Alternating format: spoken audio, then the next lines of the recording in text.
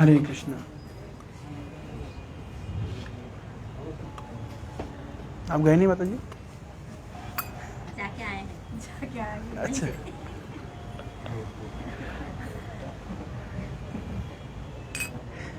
जय राधा माधव कुंज बिहारी, गोपी जन वल्लभ गिरिवरधारी।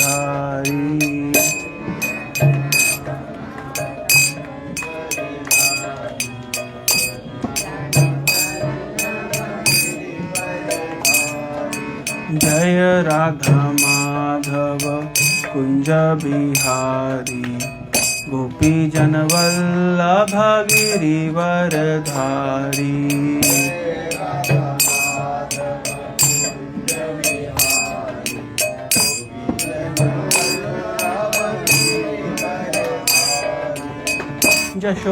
यशोदानंदन ब्रज जन रंजन,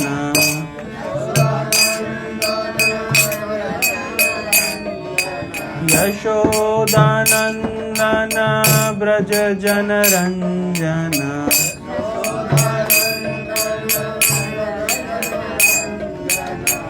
यमुना तीरवनचारी,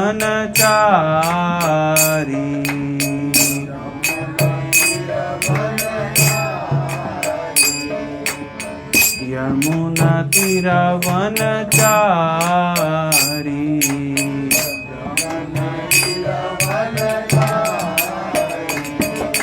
जय राधा माधव कुंज बिहारी, गोपी जन वल्लभ गिरिवरधारी।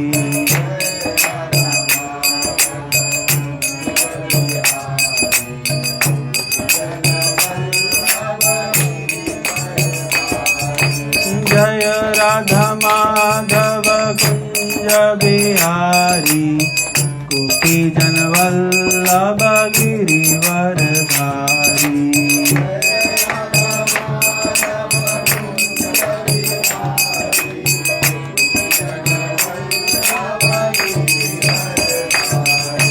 जय राधा माधव कुंज बिहारी, गोपी जन वल्लभ गिरिवरधारी।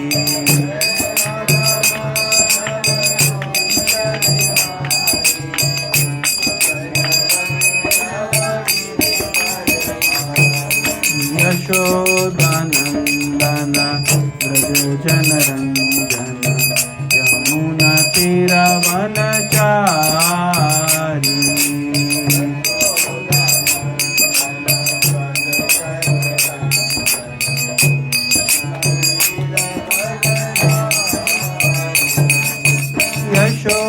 यशोदानंदन ब्रज जन रंजन, यमुना तीरवनचारी।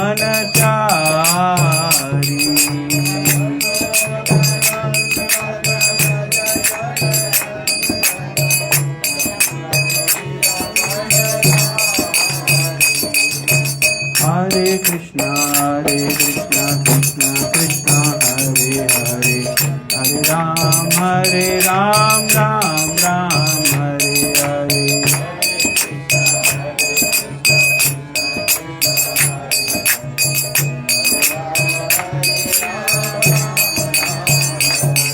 हरे कृष्णा कृष्णा कृष्णा हरे हरे, हरे राम राम राम हरे हरे।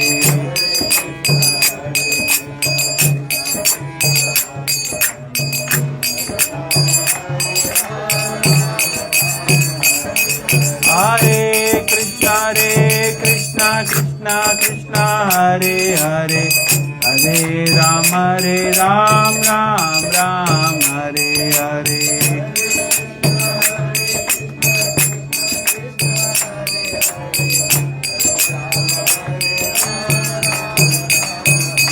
हरे कृष्णा कृष्णा कृष्णा हरे हरे, हरे राम राम हरे हरे।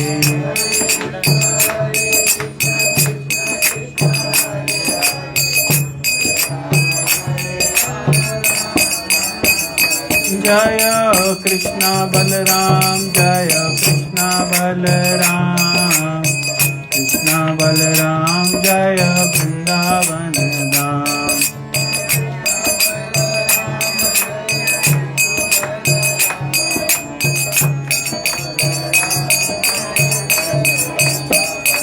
जय गौरनिताय जय गौरनिताय पतित पावन गौरनिताय जय गौरनिताय पतित जय जगन्नाथ जय बलदेवा सुभद्रामाय जय सुदर्शना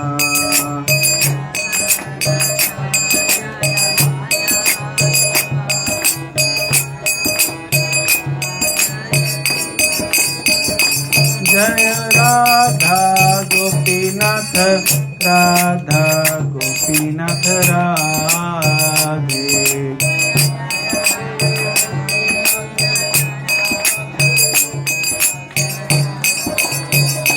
जय जय प्रभुपाद प्रभुपाद प्रभुपाद जय जय Prabhupada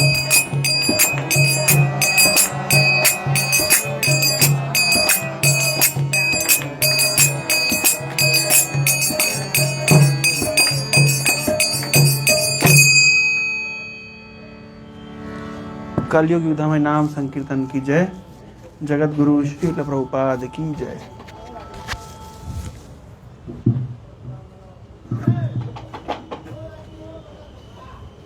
Hare Krishna.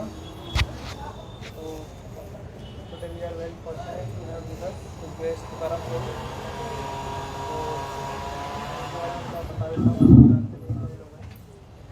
So Tukaram Prabhu as a IRAM director सेवा कर रहे हैं इस्कॉन भुवनेश्वर में और बहुत सारे प्रोजेक्ट उनके अंदर में चल रहे हैं, खासकर प्लेसेस वो 4-5 देश हमारे भुवनेश्वर में। और ये सेंटर भी उन्होंने खुलवाया है, पटियाला में एक सेंटर खुलाया हुआ है, वो भी के अंदर चल रहा है। और एक बहुत बड़ा प्रोजेक्ट है लाइब्रेरी का, जिससे मतलब लगभग 25 लाख का प्रोजेक्ट है। इसमें से हमें 15 लाख जो है CSR मिला है जनरल कंपनी से, तो वो कुछ कंप्लीट होने वाला है इस महीने में, उसका नाम समय। उसके बाद फिर एक नेक्स्ट प्रोजेक्ट है अराउंड 35 लाख, बहुत बड़ा प्रोजेक्ट है मंदिर के अंदर, उसका भी काम चल रहा है।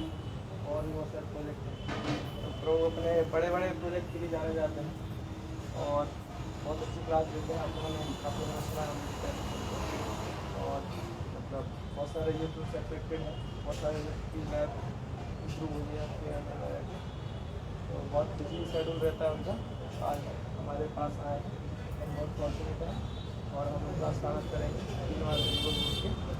हरि बोल हरि बोल हरि बोल। ओम ज्ञानतिमिरान्धस्य ज्ञानाञ्जनशलाकया चक्षुरुन्मिलितं येन तस्मै श्रीगुरवे नमः। श्रीचैतन्यमनोभीष्टं स्थापितं येन भूतले स्वयं रूपः कदा मह्यं ददाति स्वपदान्तिकं।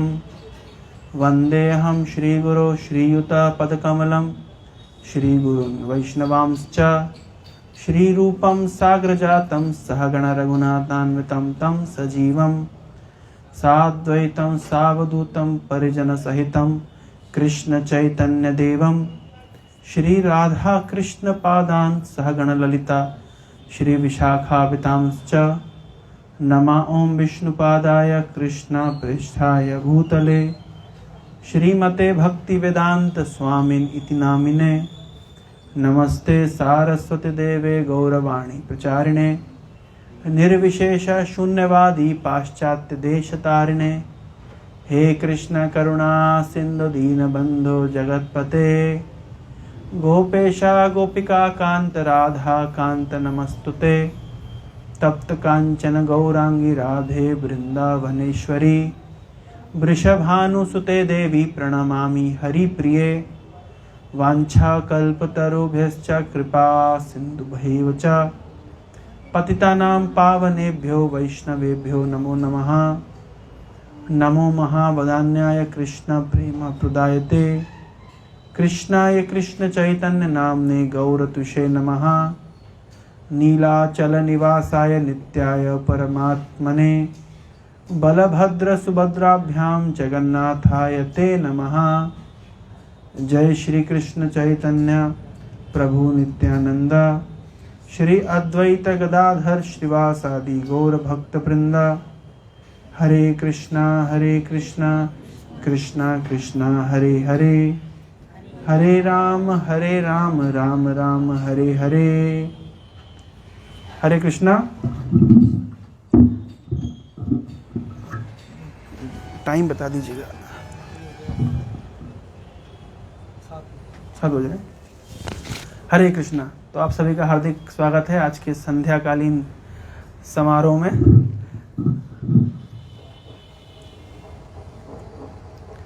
तो मैं ज़्यादा नहीं बोलूँगा, आधे घंटे की क्लास दूंगा और फिर उसके बाद मैंने क्या बोला है आपसे सुनूंगा, तो इससे पता चल जाएगा आपने ध्यान से सुना है कि नहीं सुना है। तो हर व्यक्ति को कुछ ना कुछ पॉइंट बताना पड़ेगा। तो ये माइक घूमेगा आपके पास और आपको एक एक पॉइंट बताना पड़ेगा। अपने क्लास से आप क्या घर लेकर के जाएंगे। तो मैं कंफ्यूज था कि इस टॉपिक को चुना जाए, तो प्रभु ने क्लियर किया कि आज अभी चंदन यात्रा चल रही है, तो हम चंदन यात्रा के विषय में सुनेंगे। तो आप में से बहुत लोगों ने ये कथा को सुना होगा, तो पुनः सुनेंगे। जिसे नहीं सुना उनके लिए फर्स्ट टाइम है। मैं कई बार बताता हूँ कि जब हम विभिन्न प्रकार के वक्ताओं से सुनते हैं तो हम कुछ नया नया जानने के लिए या ज्ञान अर्जित करने के लिए नहीं बैठते हैं, क्योंकि ज्ञान तो हमको गूगल से भी मिल जाता है। हम विभिन्न प्रकार के भक्तों से सुनते हैं, विभिन्न प्रकार के वक्तव्य हम सुनते हैं, तो उसमें उस पर्टिकुलर प्रसंग को उस भक्त ने कैसे ग्रहण किया है, उसके भावनाओं को हम ग्रहण करते हैं, एब्जॉर्ब करते हैं। तो मान लीजिए भगवत गीता का एक श्लोक है, एक श्लोक में मैं व्याख्या करूंगा, माता जी व्याख्या करेंगी, वो माता जी व्याख्या करेंगी, वो प्रभु जी व्याख्या करेंगे। तो एक ही श्लोक पे हर व्यक्ति अलग अलग तरीके से व्याख्या कर सकता है। तो हर व्यक्ति उस श्लोक को किस तरीके से अनुभव किया है, उसने अपने जीवन में उतारा है, तो वास्तव में वो उस अनुभव को दूसरे के साथ शेयर करता है। तो वो अनुभव ज़्यादा महत्वपूर्ण है ज्ञान से,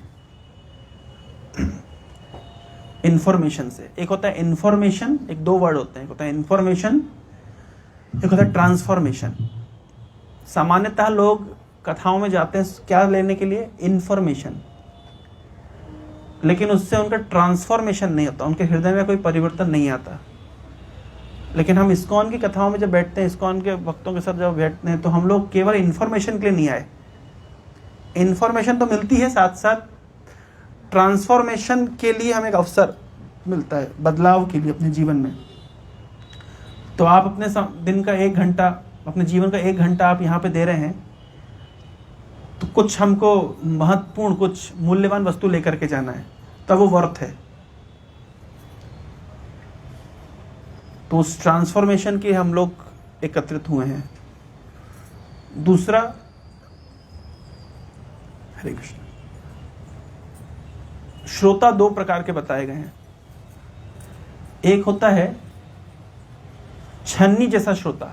छन्नी जानते हैं? जो चाय छानने की छन्नी होती है ना।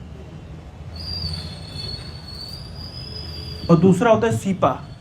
उड़िया में क्या बोलते हैं मुझे पता नहीं, जिससे गेहूं को जब उसके कुला, जब गेहूं को उसके भूसी से अलग करते हैं। तो 2 प्रकार के श्रोता हैं। छन्नी जैसा श्रोता क्या होता है? काम की वस्तु सारी निकल जाती है और कचरा ऊपर रह जाता है। जैसे मान लीजिए आप भागवत प्रसंग में बैठे हैं सुनने के लिए, तो आपको कोई कथा सुनाई जा रही है और कथाकार ने बोल दिया कि चित्रकेतु महाराज की तो 10 लाख पत्नियां थी। आपने पकड़ ली उनकी बात। पहले तो ये बताओ 10 लाख कैसे थी? तो आप चित्रकेतु महाराज के प्रसंग से आत्मज्ञान कितना मिलेगा वो छोड़ दिया, तो क्या पकड़ लिया पॉइंट? क्योंकि 10 लाख पत्नी कैसे थी। तो ये कैसे श्रोता हुआ? छन्नी जैसा, काम की वस्तु निकल गई और जो इतना इंपॉर्टेंट नहीं था उसको पकड़ लिया। कभी कभी आपने देखा होगा, कथा में बैठते हैं तो लोग पूछते हैं अच्छा वो कंस की दादी का नाम क्या था? अरे भैया वो कंस की दादी का नाम कहाँ से खोज के लाएंगे? और मान लीजिए खोज भी लिया तो उससे हमारे जीवन में कितना अंतर आ जाएगा। आप मान लीजिए आपने जान भी लिया कंस की दादी कौन थी, कि कृष्ण की नानी कौन थी इत्यादि, आपने जान भी लिया तो उससे कितना अंतर पड़ेगा हमारे जीवन में। तो कभी कभी भक्त मतलब कोई कथा कर रहा होता है तो बैठ करके व्यक्ति इस तरह से उंगली करता है, पूछता है प्रश्न। तो प्रश्न अच्छा है लेकिन उसके कोई ज्यादा बहुमूल्य वस्तु से प्राप्त नहीं होगी। तो इस प्रकार के एक श्रेणी है श्रोता की। दूसरी श्रेणी श्रोता की जो स्वीपा जैसा, उसमें क्या होता है काम की वस्तु रहती है, जो चीजें उतनी महत्वपूर्ण नहीं है उसको छोड़ दिया जाता है। जैसे मैं उदाहरण देता हूँ, भागवत का एक प्रसंग आता है जिसमें गजेंद्र 8वें स्कंद में आता है, गजेंद्र के पैर को क्रोकोडाइल ग्रहा ने पकड़ लिया। तो गजेंद्र इतना शक्तिशाली था, जब वो हिलता था तो पर्वत हिलते थे। अब कोई व्यक्ति पूछे अरे पर्वत हिलते थे हम कैसे माने? तो भाई गजेंद्र के उपाख्यान में गजेंद्र के चलने से पर्वत हिलते हैं कोई बहुत बड़ी बात नहीं है। बड़ी बात यह है कि गजेंद्र किस प्रकार की स्तुति किया, किस प्रकार की परिस्थिति में था, उसका भगवान ने उसकी रक्षा करी इत्यादि। तो कथा प्रसंग से क्या ले जाना है हमको ये पता होना चाहिए। आप किसी मॉल में गए और आपको लेकिन पता नहीं है कि लेके क्या जाना है, तो आप निश्चित रूप से ठगे जाएंगे। प्रभुपाद जी उदाहरण देते हैं कि आप गए किसी जौहरी के पास में, आपको सोने और पीतल में अंतर नहीं पता। मान लीजिए ये सोना है कि पीतल है, लेकिन अगर आपको अंतर नहीं पता तो आप ठगे जा सकते हैं। तो इस तरीके से हम कथा में आए हैं तो हम क्या लेने आए हैं एटलीस्ट वो हमको पता होना चाहिए, तब तो हम सही वस्तु लेकर के जाएंगे। कभी कभी महिलाएं कथाओं में आती है तो देखती हो दूसरी महिला ने कौन से गहने पहने हैं, कौन सी ज्वेलरी है, और उनका ध्यान तो ज्वेलरी में लगा रहता है। होता है ना इस तरह कभी कभी हो जाता है कभी कभी इस तरह। तो कथा का फल नहीं मिलता है, फिर वो ध्यान कहीं और ही भटक जाता है। जो भी है, तो आज हम लोग चंदन यात्रा के विषय में सुनेंगे, और सुनने के बाद में आपसे पूछा जाएगा कि आप क्या लेकर के जा रहे हैं। हमको अनुमान लग जाएगा आप सोना लेकर के जा रहे हैं कि पीतल लेकर के जा रहे हैं। तो चंदन यात्रा, यात्रा शब्द का अर्थ होता है जो चले। तो जो भी चीज कुछ दिन चलती है उसको यात्रा कहते हैं। जैसे आपके यहाँ यात्रा लगती है ना, यहाँ पे खंडगिरी में यात्रा लगती है, क्या बोलते हैं उसको? यात्रा ही बोलते हैं ना, हैं? यात्रा में हमारे यहाँ हिंदी में इस तरह का शब्द प्रचलित नहीं। यात्रा शब्द है परंतु ये कोई इवेंट कुछ दिन चल रहा है ऐसा प्रचलन में नहीं है। तो यहाँ आके सुना कि वो खंडगिरी में यात्रा लगी है। कौन सी यात्रा लगी है? तो यात्रा का अर्थ क्या, मतलब तब जाके पता नहीं वो हीरो हीरोइन आते हैं, कुछ नाटक नौटंकी होता है।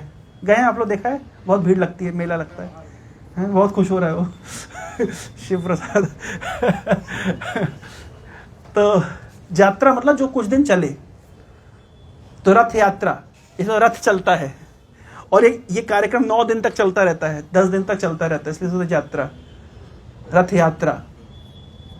और चंदन यात्रा, यात्रा मतलब ये 21 दिन का त्योहार है जिसमें भगवान को विहार कराया जाता है। तो अभी हमारे मंदिर में चल रहा है, जब भी आपको समय मिले, मतलब शाम के समय 7 बजे शुरू होता है कार्यक्रम।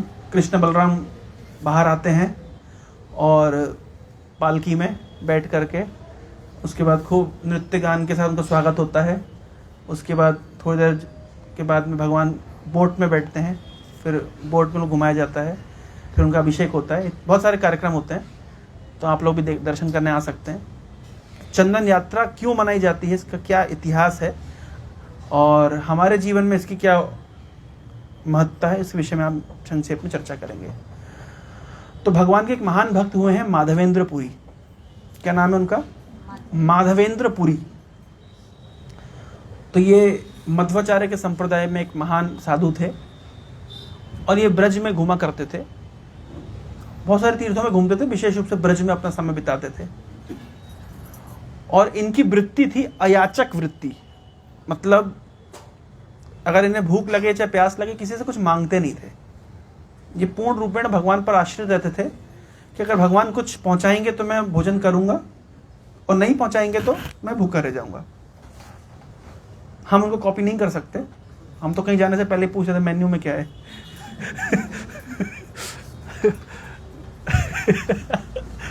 नहीं होता माता जी इस तरह, डीओडी लोग पहले ही पूछ लेते हैं माता जी क्या बना है आज। नहीं तो माता जी लोग खुद ही पहले बता देते, प्रभु जी आज ये सब बनाया आपके लिए, जरूर आइएगा। तो और अयाचक वृत्ति वाले साधु हम लोग हो नहीं सकते, लेकिन माधवेंद्रपुरी उस श्रेणी के साधु थे। और ब्रज में तो इन्होंने एक और प्रतिज्ञा ली कि मैं केवल दूध, क्योंकि ब्रज में तो दूध पर्याप्त है, दूध का ही भंडार है, तो मैं दूध से बनी वस्तु ही, दूध से निर्मित वस्तु ही मैं उसको ग्रहण करूंगा। इस तरह उन्होंने विचार किया। तो चैतन्य चैतामृत में लिखा है कि उनका विचार था कि वो अयाचक वृत्ति जो मिल जाए उसको स्वीकार करेंगे। लेकिन परम पूज्य भक्ति वैष्णव आश्रम वाले अपने प्रवचन में बताए थे कि उन ब्रज में विशेष रूप से उन्होंने प्रतिज्ञा ली थी कि मैं दूध से निर्मित वस्तु ही ग्रहण करूंगा, वो भी जब कोई अपने आप लाके मुझे दे। तो इस तरीके से ब्रज में विचरण कर रहे थे, तो गोवर्धन की परिक्रमा लगा रहे थे। तो आज भी वो स्थान है कि गोवर्धन की परिक्रमा के दौरान एक स्थान मिलता है गोविंद कुंड। तो गोविंद कुंड के पास में माधवेंद्रपुरी कुछ समय के लिए बैठे थे, वहां भजन कर रहे थे। तो जब भजन कर रहे थे, नाम जप कर रहे थे इस तरीके से, तो भूख तो लगी हुई थी लेकिन किसी से कुछ बोलते नहीं थे। तो उस समय भगवान अंतर्जामी तो जानते हैं सब कुछ, तो भगवान एक ग्वाल बाल का भेष बना करके आए और उन्होंने आकर के कहा माधवेंद्रपुरी को कि पुरी, मैं जानता हूँ आपको भूख लगी है और हमारे यहाँ कुछ गोपियाँ हैं, तो गोपियों ने आपके लिए एक मटकी में दूध भेजा है।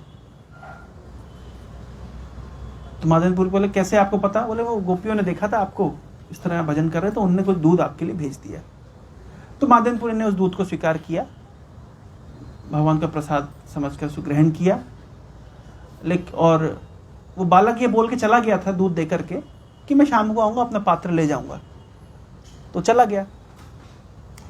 तो माधवेंद्रपुरी ने जब लेकिन उस दूध को ग्रहण किया तो दूध का इतना स्वाद, एक अलौकिक स्वाद, तो उनको अच्छा लगा और लगभग ये भ्रम जैसा हुआ कि शायद साक्षात भगवान आए थे मुझे दूध देने के लिए।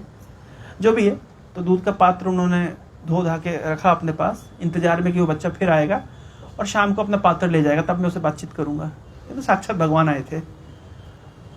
तो माधवेंद्रपुरी इस तरह भगवान का भजन कर रहे थे, नाम जप कर रहे थे करते करते, और शाम के समय उनको थोड़ी सी, सोते नहीं थे, कॉन्स्टेंटली भगवान के नाम के भजन में रहते थे, चाहे हल्की झपकी ले लिया करते थे। तो जब झपकी में थे तो सपने में वही बालक आता है और वो कहता है माधवेंद्रपुरी, मैं बहुत दिनों से यहाँ झाड़ियों के अंदर छुपा हुआ हूँ और मैं तुम्हारी सेवा लेना चाहता हूँ, तुम आओ और मुझे यहाँ से बाहर निकालो। तो भगवान गोपाल झाड़ियों के अंदर क्यों छुपे थे? क्योंकि जब मुगलों का उस समय शासन था तो मुगलों ने क्या किया था, अच्छा ये घटना आपको बता दी जाए, आज से 500 साल पहले घटना है, 500-600 साल पहले घटना है। तो उस समय जब मुगलों का अटैक हुआ करता था तो पुजारी लोग क्या करते थे, भगवान के विग्रहों को छुपा दिया करते थे। तो इस तरीके से गोपाल के विग्रह को काफी सालों के लिए छुपा दिया गया था झाड़ियों के नीचे।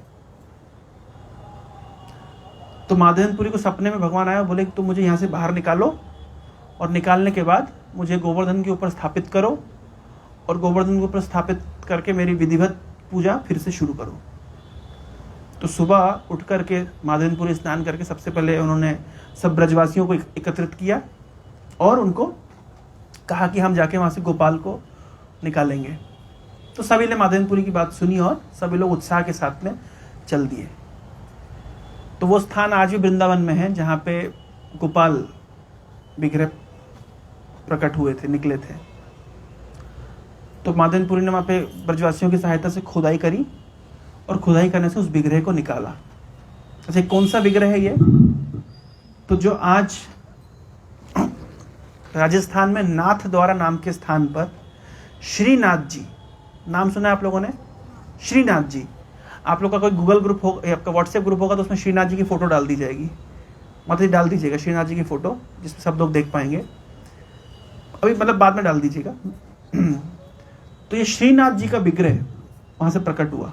तो आज भी वृंदावन में आप जब गोवर्धन परिक्रमा करेंगे तो वहां पे ऐसा लिखा हुआ श्रीनाथ जी का प्राकट्य स्थल, वहां से श्रीनाथ जी निकले थे। ये श्रीनाथ जी का विग्रह आप लोगों ने, कितने लोगों ने देखा है? भगवान ऐसे गिरिवरधारी गोवर्धनधारी ऐसा उनका रूप है, जो नाथ द्वारा में जिनकी अर्चना होती है, वल्लभाचार्य जी के संप्रदाय में जिनको पूजा जाता है।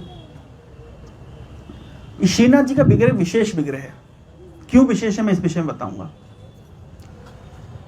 श्रीनाथ जी का विग्रह जब आप दर्शन करेंगे तो दो प्रकार के दर्शन होते हैं। एक होता है मंगल आरती में दर्शन होता है, और एक हमारे मंदिर में आप देखिए मंगल आरती में दर्शन होता है और एक दर्शन आरती होती है। तो क्या अंतर होता है? मंगल आरती में भगवान नाइट सूट में होते हैं, तो उनकी बहुत ज्यादा कोई मालाएं नहीं पहनी होते हैं। तो मंगल आरती में भगवान के जो पूरा जो विग्रह है उसको आप अच्छी तरह से निहार सकते, दर्शन कर सकते, क्योंकि ज्यादा कपड़े नहीं है, बहुत कम कपड़े पहने होते हैं और मालाएं भी नहीं रहती है, तो आप भगवान की बॉडी को पूरी तरीके से आप देख सकते हैं। लेकिन दर्शन आरती में क्या होता है कि भगवान को फिर बहुत सारे वस्त्र, आभूषण, अलंकार, पगड़ी वगड़ी बांधा रहता है। तो आप जब श्रीनाथ जी का दर्शन करेंगे, मंगल आरती दर्शन करेंगे, तो उसमें आप दो चीजें देखेंगे। एक, श्रीनाथ जी ने ऐसे उंगली करके गोवर्धन धारण किया है। अब याद रखिए भगवान ने सीधे हाथ में नहीं, उल्टे हाथ में गोवर्धन धारण किया था, और वो भी उल्टे हाथ की सबसे लेफ्टिस्ट, सबसे उल्टी उंगली, छोटी उंगली के ऊपर। क्यों उल्टे हाथ में और सबसे छोटी उंगली में? क्यों? इंद्र को बताने के लिए कि तुम्हारे ये जो जितना कारनामा है इससे बचाने के लिए मेरे बाएं हाथ का खेल है, और बाएं हाथ में बाएं उंगली का खेल है। सबसे कमजोर उंगली कौन सी होती है? ये छोटी उंगली सबसे कमजोर है। तो बाएं हाथ की सबसे कमजोर उंगली से भगवान ने गोवर्धन धारण करके इंद्र को बता दिया कि तुम्हारी यहां पे हरकत ये नहीं काम देगी, तुम जानते हैं तुम किसके साथ पंगा ले रहे हो। तो श्रीनाथ जी के विग्रह में एक तो गोवर्धनधारी है, और आप देखेंगे उसी विग्रह में ऐसे ये बना हुआ है, कालिया सांप भी बना हुआ है। तो दो लीलाएं उस एक विग्रह में दर्शन करने का अवसर मिलता है। कौन कौन सी लीला? एक गोवर्धन धारण की लीला और दूसरी कालिया दमन की लीला। तो गोवर्धन लीला में और कालिया दमन की लीला में एक सिमिलैरिटी है, एक यूनिकनेस है जो बाकी लीलाओं से अलग है। बता सकते हैं क्या? ये दोनों लीलाओं में एक चीज कॉमन है, एक चीज सेम है, बाकी लीलाओं के कंपैरिजन में ये अलग है। मैं बताता हूं। ब्रज में जितनी भी लीलाएं हुई है तो उसमें असुर लोग आते थे किसको मारने के लिए? कृष्ण को मारने के लिए, या तो कृष्ण को मारने के लिए या तो बलराम को मारने के लिए। जैसे अघासुर, बकासुर, पूतना, ये सब कृष्ण को मारने के लिए आए। शक्टासुर और प्रलंबासुर आए बलराम को मारने के लिए। लेकिन ये कोई भी असुर का टारगेट पॉइंट ब्रजवासी नहीं थे, लेकिन दो लीलाओं में टारगेट पॉइंट ब्रजवासी थे। कौन कौन? गोवर्धन लीला में टारगेट पॉइंट ब्रजवासी थे। इंद्र ने संवर्तक बादलों को यह आज्ञा दी थी कि पूरे ब्रज को डुबो देना, और नंद महाराज जिसने कृष्ण की बात मान के मेरी पूजा रुकवा दी, उनकी आंखों के सामने उनको दिखना चाहिए कि सारे ब्रजवासी पानी में डूब डूब के मर रहे हैं। उन्हें दिखना चाहिए सारी गाय मर रही हैं। देखिए इंद्र देवता है, लेकिन अहंकार व्यक्तियों के साथ असुर जैसा बना देता है। मतलब इंद्र देवता होकर के कह रहे हैं कि ब्रजवासी मरने चाहिए, गाय मरनी चाहिए, और नंद महाराज को मत मारना। नंद महाराज नहीं मरना चाहिए, नंद महाराज को बिल्कुल लास्ट में मारना। तो जब देखेंगे उनका कैसे ब्रज तबाह हो गया है, उसके बाद नंद महाराज को मारना। तो इस लीला में, गोवर्धन लीला में, इंद्र का टारगेट पॉइंट कृष्ण नहीं थे, ब्रजवासी थे। और कालिया लीला में भी क्या हुआ था? कालिया तो विषैला सांप था, और यमुना से लगे हुए एक सरोवर में रहता था, और कोई गाय अगर पानी पीने जाती तो मर जाती थी। कोई पक्षी अगर ऊपर से, भागवत में लिखा है, कोई पक्षी अगर ऊपर से उड़ के जाता था तो इतना फ्यूम्स निकलते थे कि वो पक्षी उस जहर के कारण प्रभाव से मर जाते थे। और जब गाय मरेगी तो ब्रजवासियों की क्या हालत होगी। तो इन दोनों लीलाओं में जो टारगेट पॉइंट थे, कृष्ण बलराम नहीं थे। कौन थे? ब्रजवासी। तो जो श्रीनाथ जी का विग्रह है, ये विशेष विग्रह है जिसमें दोनों लीलाएं, जिसके टारगेट पॉइंट ब्रजवासी है। तो ब्रजवासियों की रक्षा करने के लिए भगवान ने लीला करी, चाहे वो काली दमन की लीला हो, चाहे वो गोवर्धन धारण की लीला हो। तो इसलिए विग्रह विशेष है, गोपाल जी का विग्रह, जो कि आज श्रीनाथ जी के नाम से जाना जाता है और राजस्थान में नाथ द्वारा में पूजित है। तो ये श्रीनाथ जी का विग्रह है, वहां से प्रकट हुआ था।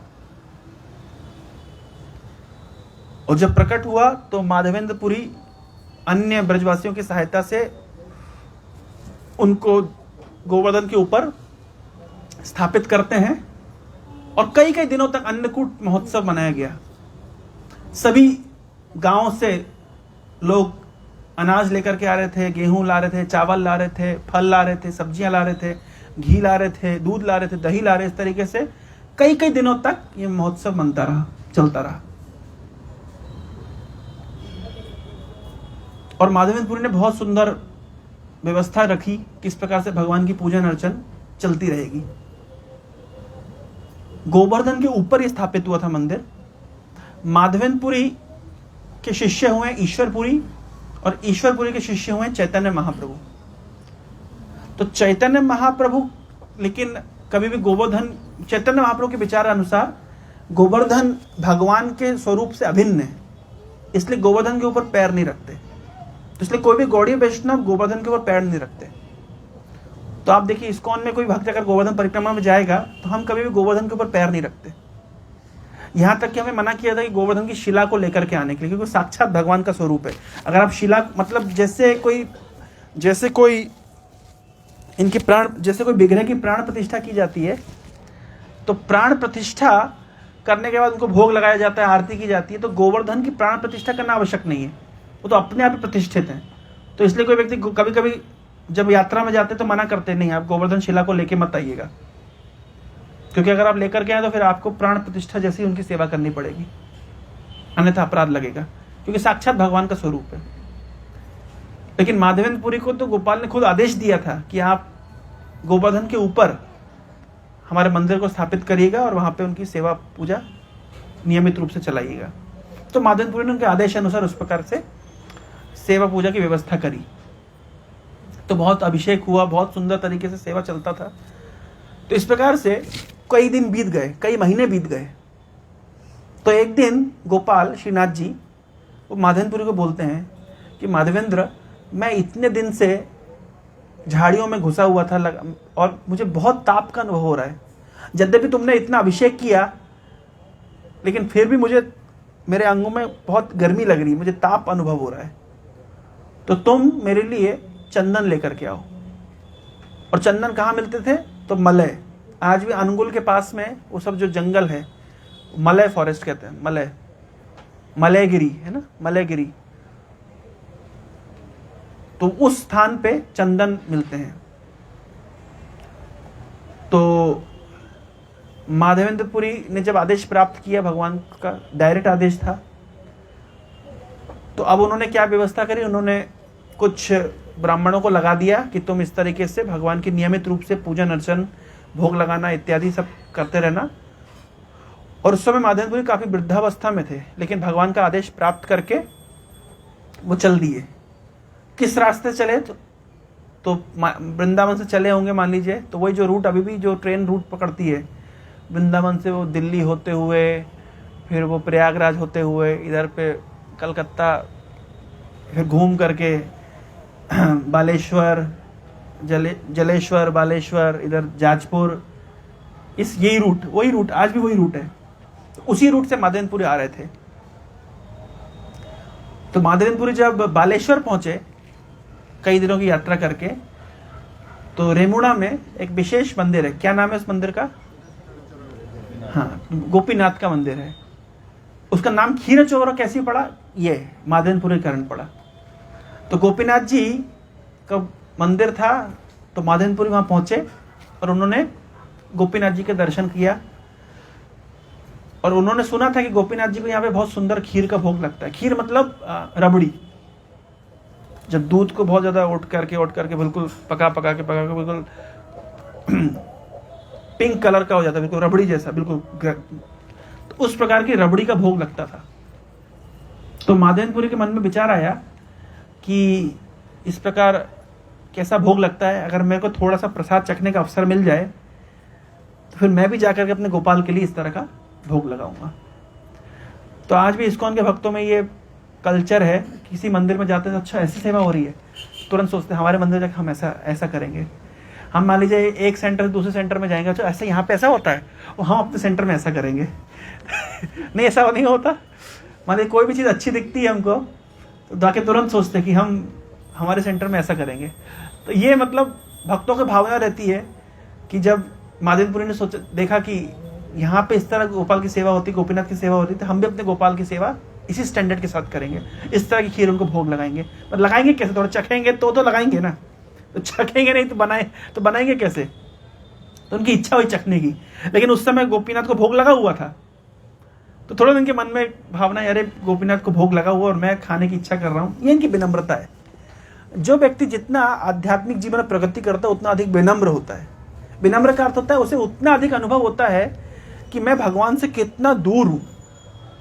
जैसे मैं उदाहरण देता हूँ, मैं कल परसों एक कार्यक्रम में गया था, तो एक प्रभु को मैं बोला, मैंने कहा थोड़ा भक्ति करिए। मैंने कहा आपकी पत्नी तो माला जप कर रही है, आप भी शुरू करिए। बोला हम तो जब आंख बंद करते भगवान का दर्शन होता है, हमारा तो यहाँ है भगवान इस तरह। तो मैं उनको उदाहरण दिया, मैंने कहा देखिए चैतन्य महाप्रभु ने 6 गोस्वामियों को वृंदावन भेजा। ये 6 गोस्वामी चैतन्य महाप्रभु के शिष्य हैं।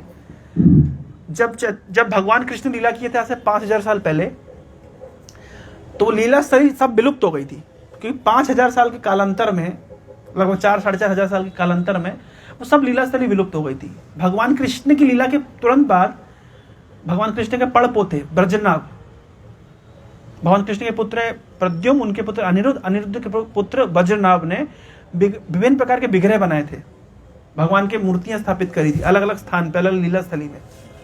लेकिन इस घटना को लगभग चैतन्य महाप्रभु के आते आते 4500 साल बीत गया। तो 4500 साल मतलब बहुत लंबा एज हो गया। तो इतने लंबे पीरियड में वो सारे लीला स्थली खो गई थी। किसी को नहीं पता कि भाई राधा कुंड कौन सा है, श्याम कुंड कौन सा है, बंसी भट्ट क्या है इत्यादि, नहीं पता था।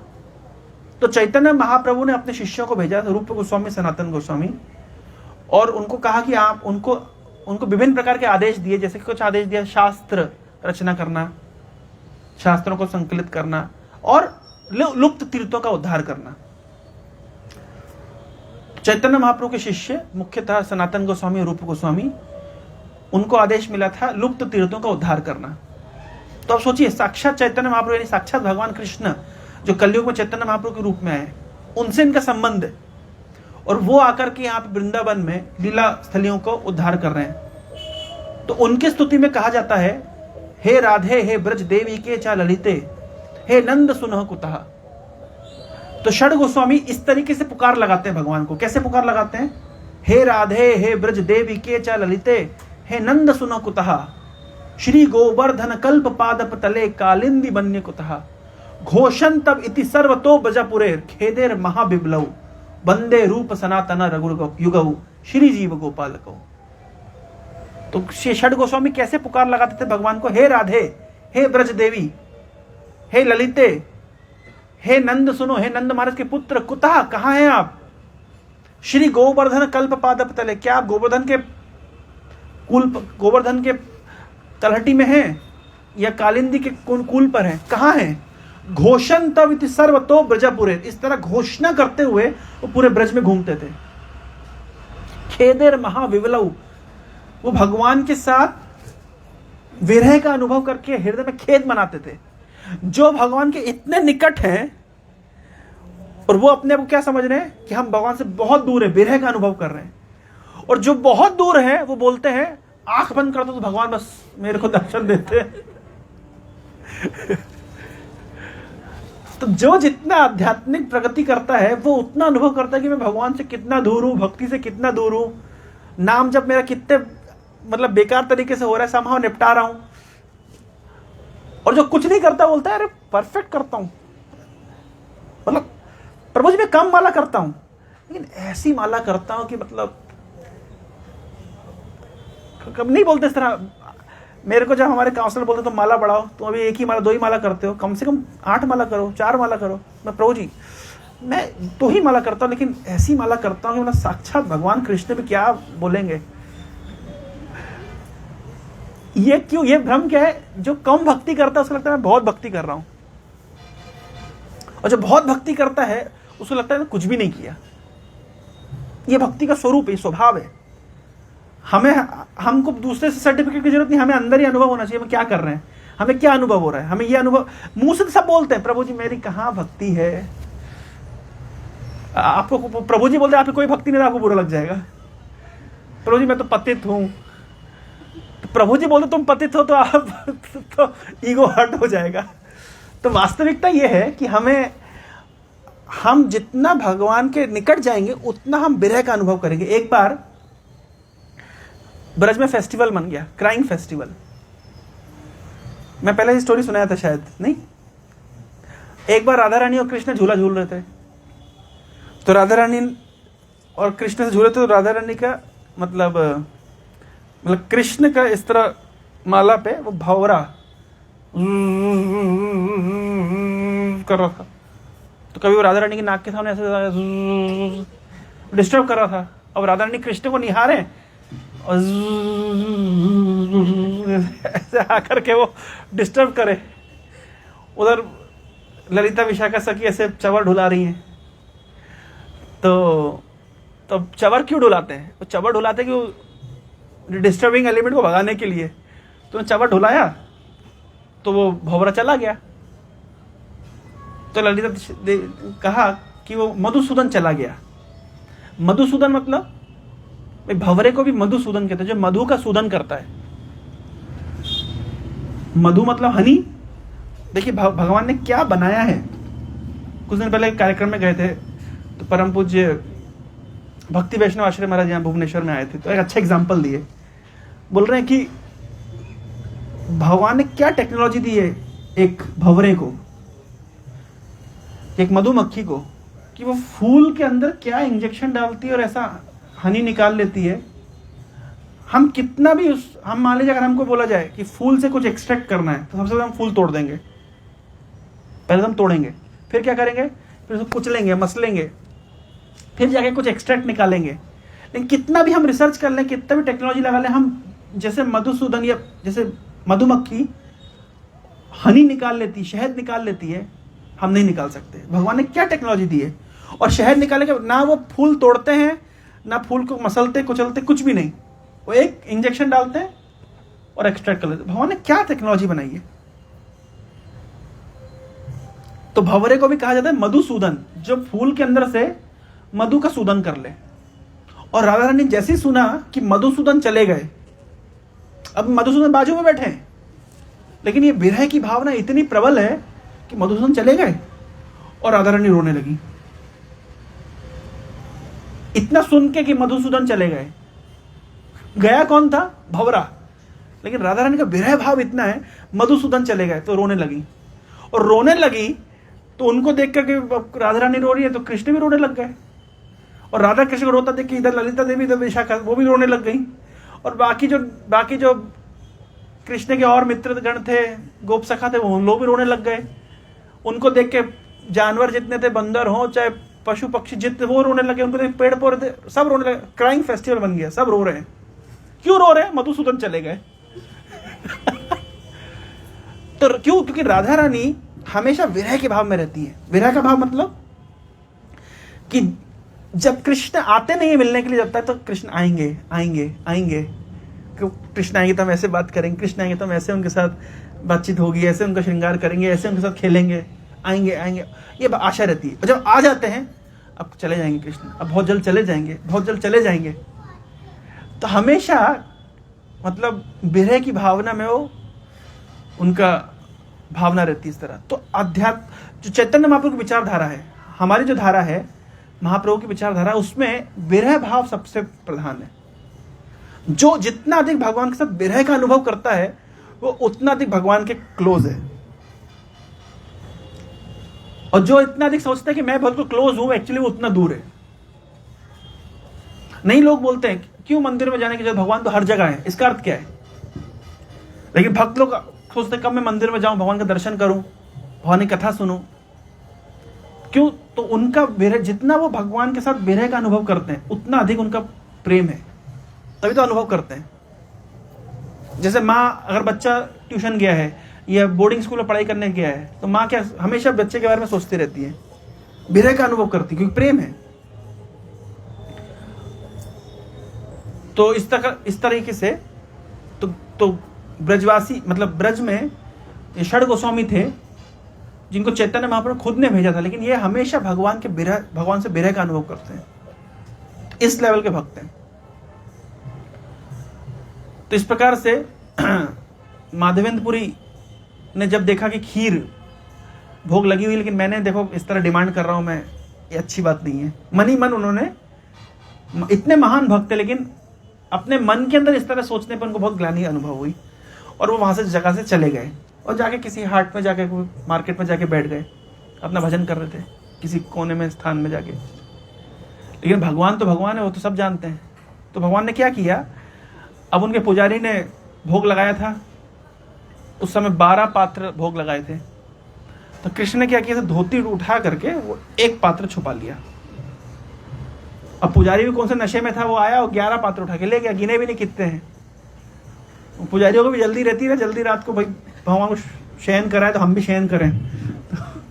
तो जो पुजारी सेवा में तो उनको पता होता है, भाई सुबह से लेकर लगे सेवा करते करते थक जाते हैं, तो उनको लगता है कि भैया चलो हो गया, इनके भगवान को सुलाओ, हम भी जाके सोएंगे। अभी हम गए संबलपुर में एक मंदिर में, हमारा इस्कॉन का मंदिर, तो गए 7:30 बजे शाम को। बोले प्रभु जी हमने तो शयन आरती कर दी। मैंने कहा अरे 7:30 बजे? बोले कोई आता ही नहीं है। मैंने कहा जय हो। तो इस तरीके से वो पुजारी ने जल्दी जल्दी में वो पात्र उठाए, गिने भी नहीं कितने हैं, और वो लॉक वॉक करके मंदिर और जाके आराम से सो गए। तो रात को सपने में भगवान बोलते हैं, पुजारी सुनो सुनो, कौन है? अरे मैं गोपीनाथ। ये देखिए भगवान की विशेष कृपा, भगवान अपने भक्तों के साथ डायरेक्ट रेसिप्रोकेट करते हैं। मेरा एक भक्त है माधवेंद्रपुरी नाम का, और उसके लिए मैंने एक खीर पात्र को अपने धोती में छुपा लिया था, तो उसको जाके वो खीर दे आओ। तो पुजारी उठा, स्नान किया, तुरंत मंदिर के अंदर प्रवेश किया और धोती खोल के देखा तो एक खीर का पात्र रखा हुआ है। तो रातों रात घोषणा करते हुए वो चला गए, कौन है माधवेंद्रपुरी, तुम्हारे लिए गोपीनाथ ने खीर चुराई है।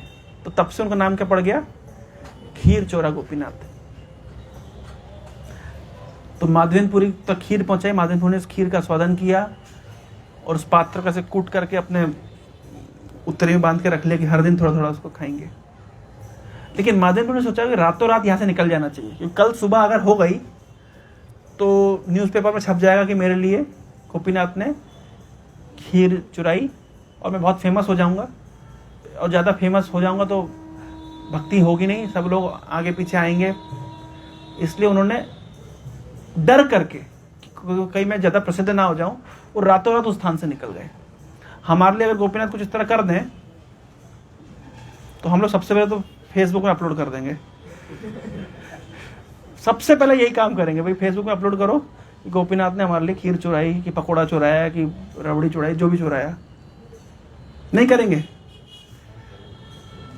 हम कर देंगे। क्योंकि हम चाहते सबको बताना, देखो। लेकिन माधवेंद्रपुरी प्रतिष्ठा से डरते थे। ऐसा कहा जाता है कि जैसे एक गाना आया था, हिंदी गीत था एक, आप लोगों ने सुना ही होगा ना, दुनिया है मेरे पीछे लेकिन मैं तेरे पीछे। नहीं सुना आपने? सुना है गीत? आप हिंदी गीत नहीं सुनते उड़िया लोग? दुनिया है मेरे पीछे लेकिन मैं तेरे पीछे। माता जी खुश हो रही हैं, माता जी के जमाने के गीत है। इस गीत में अच्छी बात क्या है कि दुनिया जिस चीज के पीछे है, जैसे मान लीजिए दुनिया प्रतिष्ठा के पीछे है, तो भक्त प्रतिष्ठा से भागता जाता है, तो सामान्य दुनिया भाग रही प्रतिष्ठा के पीछे और प्रतिष्ठा भाग रही भक्त के पीछे। सीक्वेंस समझ रहे हैं?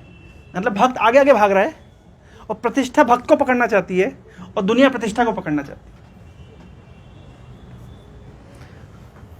धन मतलब भक्त भाग रहा है, ना धनम, धन नहीं चाहिए, धन उसके पीछे पीछे भाग रहा है, भक्त के पीछे पीछे, और दुनिया धन के पीछे भाग रही है। ये सीक्वेंस है।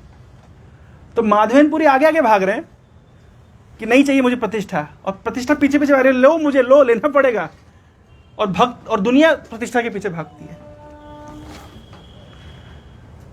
तो जिस चीज से मतलब भक्त पीछे हटना चाहता है, भगवान उसको ज्यादा देते हैं। मैं इसका प्रसंग में आया हूं तो मैं बताता हूं। सुदामा का चरित्र। अच्छा, सुदामा गरीब ब्राह्मण है, गरीब प्रभु जी आए, हरे कृष्ण प्रभु। तो सुदामा एक गरीब ब्राह्मण है, भगवान का भक्त है। श्रील विश्वनाथ चक्रवर्ती ठाकुर वहां पे लिखते हैं कि सुदामा भगवान का भक्त है, भगवान का भक्त गरीब कैसे हो सकता है? तो हो ही नहीं सकता।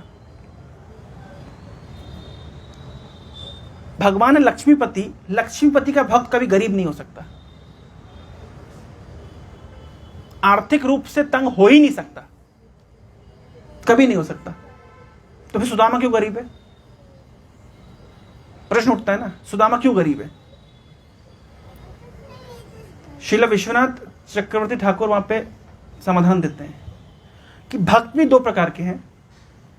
एक होता है भक्त जो भौतिक धन संपत्ति से, बोलना चाहिए उसको, मतलब थोड़ा सा क्या बोलते हैं इसको, डिसगस्ट फील करता है, मतलब उसको नहीं चाहिए, मिलने से वो अनकंफर्टेबल फील करेगा। और दूसरा भक्त जो न्यूट्रल रहता है, उसको धन मिल भी जाए तो कोई समस्या नहीं है। दो प्रकार के भक्त कौन कौन से? एक जो धन प्राप्त होने से थोड़ा डिसगस्टिंग मतलब अनकंफर्टेबल फील करता है, और दूसरा श्रेणी का भक्त है जो न्यूट्रल रहता है, उसको कोई फर्क नहीं पड़ता, धन मिले तो ठीक है, नहीं मिले तो ठीक है, पर न्यूट्रल है। तो सुदामा पहली कैटेगरी के भक्त थे। वो धन के रिपल्सिव थे, तो जब तक वो रिपल्सिव थे, जब तक अनकंफर्टेबल फील करते थे, तब तक भगवान को धन देकर डिस्टर्ब नहीं किया। लेकिन जब उनकी पत्नी ने रिक्वेस्ट किया कि देखो हमारे घर की हालत ठीक नहीं है, तो अपने मित्र को जाके थोड़ा बता तो सकते, तुम्हारे मित्र साक्षात भगवान है, साक्षात द्वारकाधीश है, तब सुदामा के मन में रिपल्सिवनेस से क्या आ गया? न्यूट्रल। आकांक्षा नहीं आई धन की, ध्यान रखिए। ऐसा नहीं कि धन की आकांक्षा लेके भगवान के पास गए थे, ऐसा नहीं है। क्या प्रमाण है इसका? जब सुदामा वापस आ रहे थे, भगवान ने कुछ नहीं दिया, तो सुदामा सोचा अच्छा वो कुछ नहीं दिया, क्योंकि अगर देते तो मेरा भगवान से मन हट जाता। लेकिन जब घर पहुंचे तो देखा घर तो मेरा दिख ही नहीं रहा, राजमहल बना हुआ है। तो सुदामा के मन में बिल्कुल आकांक्षा नहीं थी, आकांक्षा के साथ भगवान के पास नहीं गए थे। लेकिन उनका जो रिपल्सिव नेचर था कि धन प्राप्त करने से अनकंफर्टेबल होते हैं, तो वो अनकंफर्टेबल को छोड़ दिए थे। इसलिए भगवान जैसे देखा कि अभी कंफर्टेबल है, इसको न्यूट्रल पोजीशन में दे दो, धन दे दिया। तो लक्ष्मीपति का भक्त कभी निर्धन हो ही नहीं सकता, ये संभव ही नहीं है। तो सामान्य व्यक्ति जिस चीज के लिए भागता है, भक्तों को ऑटोमेटिक मिल जाती है। सामान्य व्यक्ति प्रतिष्ठा के लिए भागता है, भक्तों को ऑटोमेटिकली मिल जाती है। सामान्य व्यक्ति धन के लिए भागता है, भक्ति नहीं करे, भक्ति का थोड़ा आभास भी धन मिल जाता है। मैं एग्जांपल दूं आपको, मैं भी प्रोजेक्ट को बता रहा था।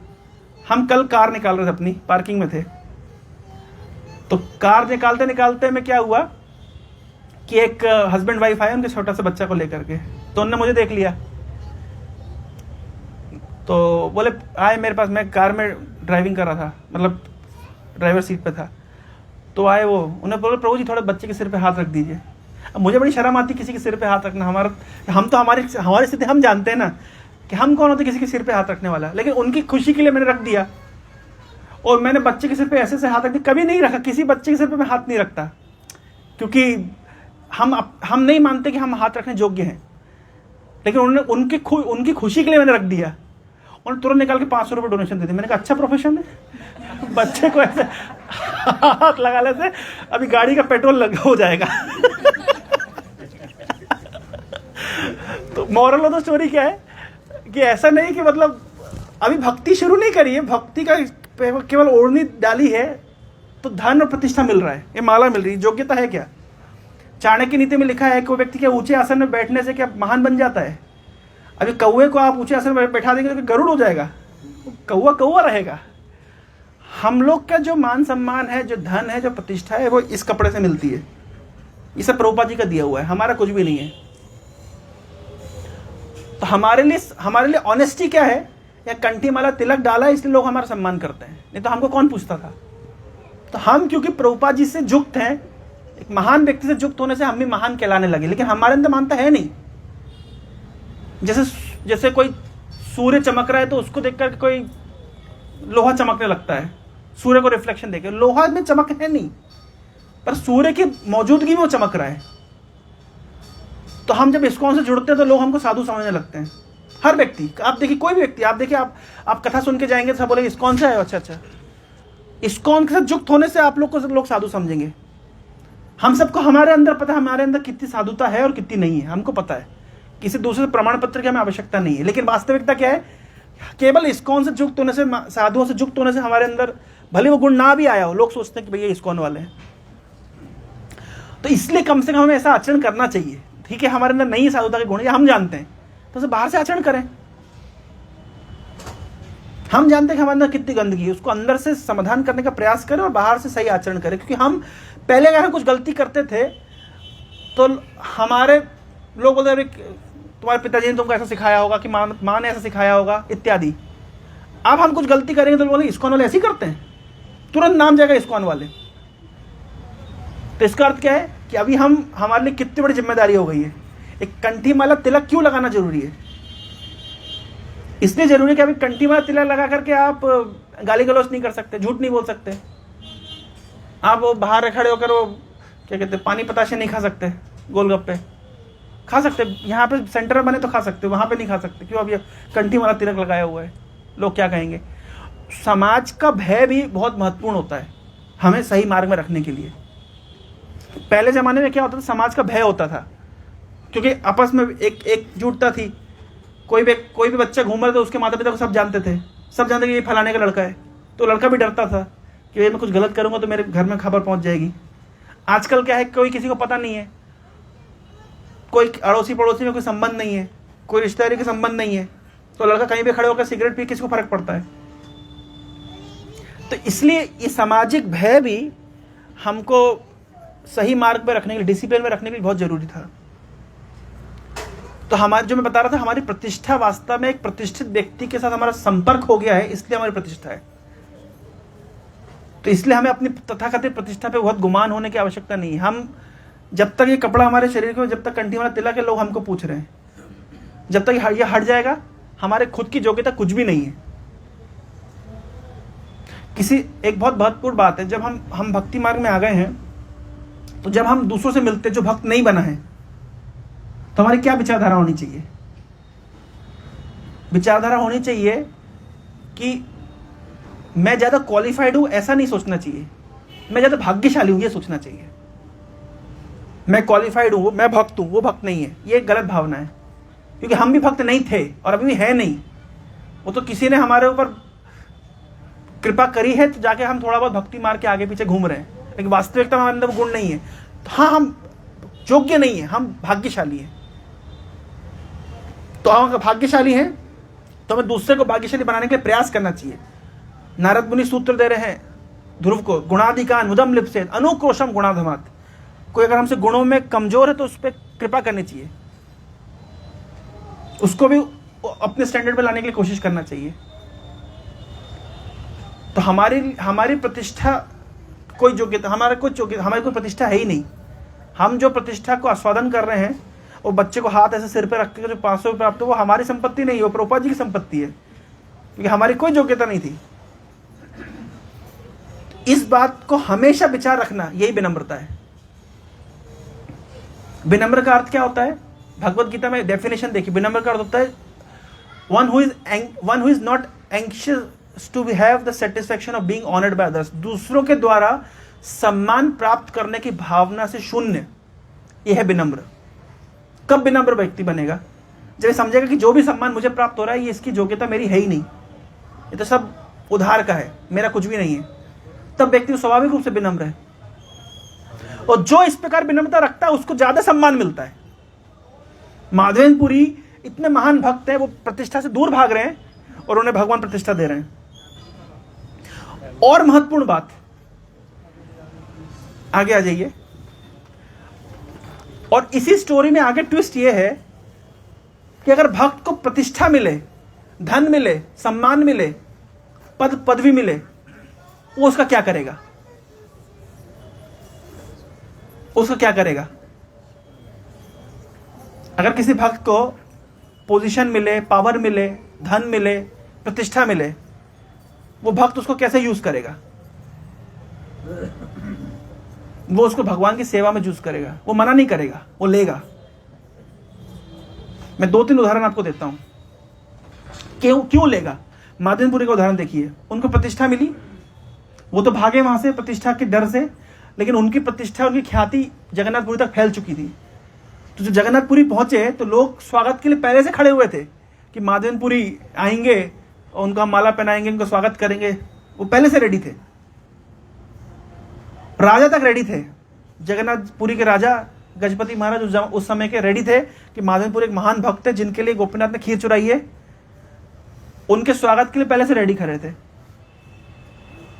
तो जब रेडी खड़े थे, राजा भी रेडी खड़े थे, माधवेंद्रपुरी पहुंचे। उन्हें एक्सपेक्ट नहीं किया था, लेकिन करें क्या, तो पहुंचे तो देखा कि सबको न्यूज ऑलरेडी पहुंच चुकी है। मतलब उनकी गति से अधिक उनकी न्यूज की गति थी, पहुंच चुकी थी। तो जब गति पहुंच गई, मतलब न्यूज पहुंच गई, तो माधवेंद्रपुरी ने सोचा कि अब जो न्यूज पहुंची गई, प्रतिष्ठा मिली, इसको यूज करना चाहिए। कैसे यूज करेंगे? तो महाराज जब उनका स्वागत करने के लिए आए तो उन्होंने महाराज को बताया कि मेरा जगन्नाथपुरी आने का पर्पस ये है कि गोपाल ने मुझे आदेश दिया है चंदन लेके आने के लिए, तो कृपया करके आप मेरी सहायता करिए, मुझे चंदन प्रोवाइड करिए। देखिए, उनने अपनी प्रतिष्ठा को सही जगह यूज कर लिया। भाई राजा खुद आए स्वागत करने, सही समय है, राजा को थोड़ा सा बोल दो भाई मैं आया हूं चंदन लेने के लिए। तो राजा तो माधवेंद्रपुरी की मतलब आज्ञा सुनने के लिए तो रेडी खड़े थे। तो राजा ने फिर चंदन की व्यवस्था करी, और चंदन की व्यवस्था कैसे, ट्रांसपोर्टिंग की व्यवस्था करी कि कैसे ट्रांसपोर्ट होकर यहाँ से वृंदावन तक चंदन जाएगा, और पेपर में साइन करके दिया टैक्स फ्री। क्योंकि उस जमाने में, क्योंकि यहाँ पे जगन्नाथपुरी के राजा का शासन था, फिर आगे जाके मुगल शासन था, फिर अलग अलग जगह पे अलग अलग टैक्स लगते थे। तो राजा ने खुद सारे टैक्स को अपने हाथ से भरा कि सारे टैक्स मैं दूंगा और माधवेंद्रपुरी को चंदन ले जाने दीजिए। साथ में सिक्योरिटी गार्ड भेजे। चंदन एक बहुत ही, आज भी बहुत ही बहुमूल्य वस्तु है। चंदन, अगर आपके घर में चंदन का पेड़ लगा तो आप उसके ओनर नहीं है, गवर्नमेंट उसकी ओनर है कि नहीं? आपके घर अगर चंदन है तो सरकार ओनर है। आपके घर अगर सोना मिला, सरकार का। आपके अंदर चांदी मिला, सरकार का। कोई और खजाना मिला, सरकार का। हीरा मिला, सरकार का। तेल मिला, मान लीजिए आपके घर में खुदाई हुई, कुआं खोदा, सरकार का। बंदूक मिली, आपकी। ड्रग्स मिले, आपके। तो जो भी अच्छी वस्तु मिली सरकार की, और जो भी वो सब आपका। तो चंदन के ऊपर हमारा अधिकार नहीं है, नहीं हो सकता। तो राजा ने विशेष पेपर साइन किए, सिक्योरिटी गार्ड भेजे चंदन ले जाने के लिए। तो देखिए माधवेंद्रपुरी ने अपनी प्रतिष्ठा को कैसे भगवान की सेवा में लगा दिया। तो कल को जब आप लोग, जैसे जो कॉलेज के बच्चे हैं, पढ़ाई कर रहे हैं, कल को आप कोई बहुत बड़े अफसर बनेंगे, तो जब प्रतिष्ठा मिले तो क्या करना, उसको तुरंत भगवान की सेवा में युक्त लगाना चाहिए। आज एक बच्चा मुझे मैसेज किया, बोले प्रभु जी मेरे पिताजी का प्रमोशन हो गया है, वो एक कंपनी के बहुत बड़े कंपनी के वाइस प्रेसिडेंट हो गए हैं। मैंने कहा फायदा क्या? मैंने कहा हमारी तो सहायता कुछ कर नहीं रहे, तो फायदा क्या? बोले हाँ प्रभु सही बात है। मैंने अगर प्रेसिडेंट बन गए तो हम तो अगर सहायता करना चाहिए, प्रचार कार्य में आपको योगदान देना चाहिए, लेकिन आप तो योगदान नहीं दिए, तो फायदा क्या आपकी पदवी का, पोजीशन का? आप देखिए हनुमान चालीसा में एक लाइन आती है, बल बुद्धि विद्या देहु मोहे हरहु कलेश विकार। अच्छा, शुद्ध भक्ति की डेफिनेशन जानते क्या है? शुद्ध भक्ति की डेफिनेशन, भगवान से कुछ नहीं मांगते, अनअभिलाषिता शून्यम ज्ञान कर्माद अनावृतम, ये शुद्ध भक्ति की परिभाषा है। लेकिन इधर पे हम क्या मांग रहे हैं? बल दीजिए, हनुमान जी थोड़ा बल दीजिए, बुद्धि दीजिए, विद्या दीजिए, और सारे क्लेशों को दूर कर दीजिए। ये शुद्ध भक्ति है कि नहीं है? इस डेफिनेशन के हिसाब से कि शुद्ध भक्ति में भगवान से कुछ नहीं मांगते, ये जो लाइन लिखी गई है, क्या ये शुद्ध भक्ति है या नहीं है? नहीं है। लेकिन इसकी ये भी मेरे मन में बहुत दिन से डाउट था, कह रहा ये शुद्ध भक्ति है कि नहीं है। तो हमारे इस्कॉन के एक सन्यासी हैं, उन्होंने किताब लिखी, परम पूज्य भक्ति विकास महाराज। उस किताब के एक लाइन में उन्होंने लिखा कि भगवान मुझे बल, बुद्धि, विद्या इत्यादि से दे मुझे, ताकि मैं उनके प्रचार कार्य को आगे बढ़ा सकूं। मुझे तुरंत क्लिक कर गया कि हनुमान जी से जो मांग रहे बल, बुद्धि, विद्या, देहु मोहे हरहु कलेश विकार, कि हनुमान जी थोड़ा बल दीजिए, विद्या दीजिए, बुद्धि दीजिए, सारे क्लेश हटाइए, ताकि मैं टेंशन फ्री होकर भी राम जी की सेवा में लगा रहूं। जो बल प्राप्त हो तो राम जी की सेवा में लगा दूं, बुद्धि प्राप्त करो राम जी की सेवा में लगा दूं, विद्या प्राप्त करो राम जी की सेवा में लगा दूं। तो भगवान की सेवा के लिए अगर कुछ प्राप्त करने की आकांक्षा है तो वो शुद्ध भक्ति ही है। एक जोगी ऐसा फोटो खिंचाया, ऐसा धन रखा था और ऐसा नहीं चाहिए, तो प्रभुपाद जी कहते रखो मेरी फोटो ऐसे खींचो, धन रखो, मैं ऐसे रखूंगा, सब चाहिए, सारा मुझे चाहिए। क्यों? भगवान की सेवा के लिए। भगवान की सेवा के लिए संसार, भाई सारी संपत्ति भगवान की है, तो भक्त का कार्य क्या है? भगवान की संपत्ति को भगवान की सेवा में लगा दे। तीन तरह के दो लोग होते हैं, प्रभुपाद जी समझाते हैं। एक होता है भक्त, एक होता है भोगी, एक होता है त्यागी। भोगी, त्यागी और भक्त, ये तीनों कैसे कार्य करते हैं? जैसे मान लीजिए रोड पे जा रहे हैं, तो आपको रोड पे देखा एक वॉलेट गिरा हुआ है, तो भोगी क्या सोचेगा? कितना पैसा है अंदर, वॉलेट को डस्टबिन में। भोगी। त्यागी क्या करेगा? मेरा नहीं है। लेकिन भक्त का क्या करेगा? मैं देखेगा किसका है, फलाना एड्रेस है, पहुंचा देगा। तीन अंतर हुआ। भोगी व्यक्ति भगवान की संपत्ति को भोगना चाहता है। त्यागी व्यक्ति कहता है मैंने संसार त्याग दिया। बहुत सारे त्यागी ऋषि मुनि घूमते हैं, वैष्णव दर्शन, वैष्णव फिलॉसफी उनको अप्रिशिएट नहीं करती। हमने संसार त्याग दिया, हमने संसार त्याग दिया। कोई व्यक्ति रिजर्व बैंक के सामने जाकर बोले मैंने सारा धन त्याग दिया, सारा धन त्याग दिया, लोगों ने पागल हो गया है। तुम्हारे बाप की संपत्ति थी, उसमें तुम्हारा कुछ भी नहीं है, क्या त्यागा तुमने? त्यागते किसको है भाई? त्यागा क्या जाता है? जो आपकी संपत्ति उसको त्यागा जाता है। तो जो तथाकथित साधु सन्यासी कहते हैं मैंने संसार त्याग दिया, हमने संसार त्याग दिया, तो भैया संसार क्या आपका था? ईशावास्यम इदम सर्वम यत् किंच जगत्याम जगत। इस संसार की सारी संपत्ति कृष्ण की है, तो आपने क्या त्याग दिया? आपका है ही नहीं, तो त्यागेंगे क्या?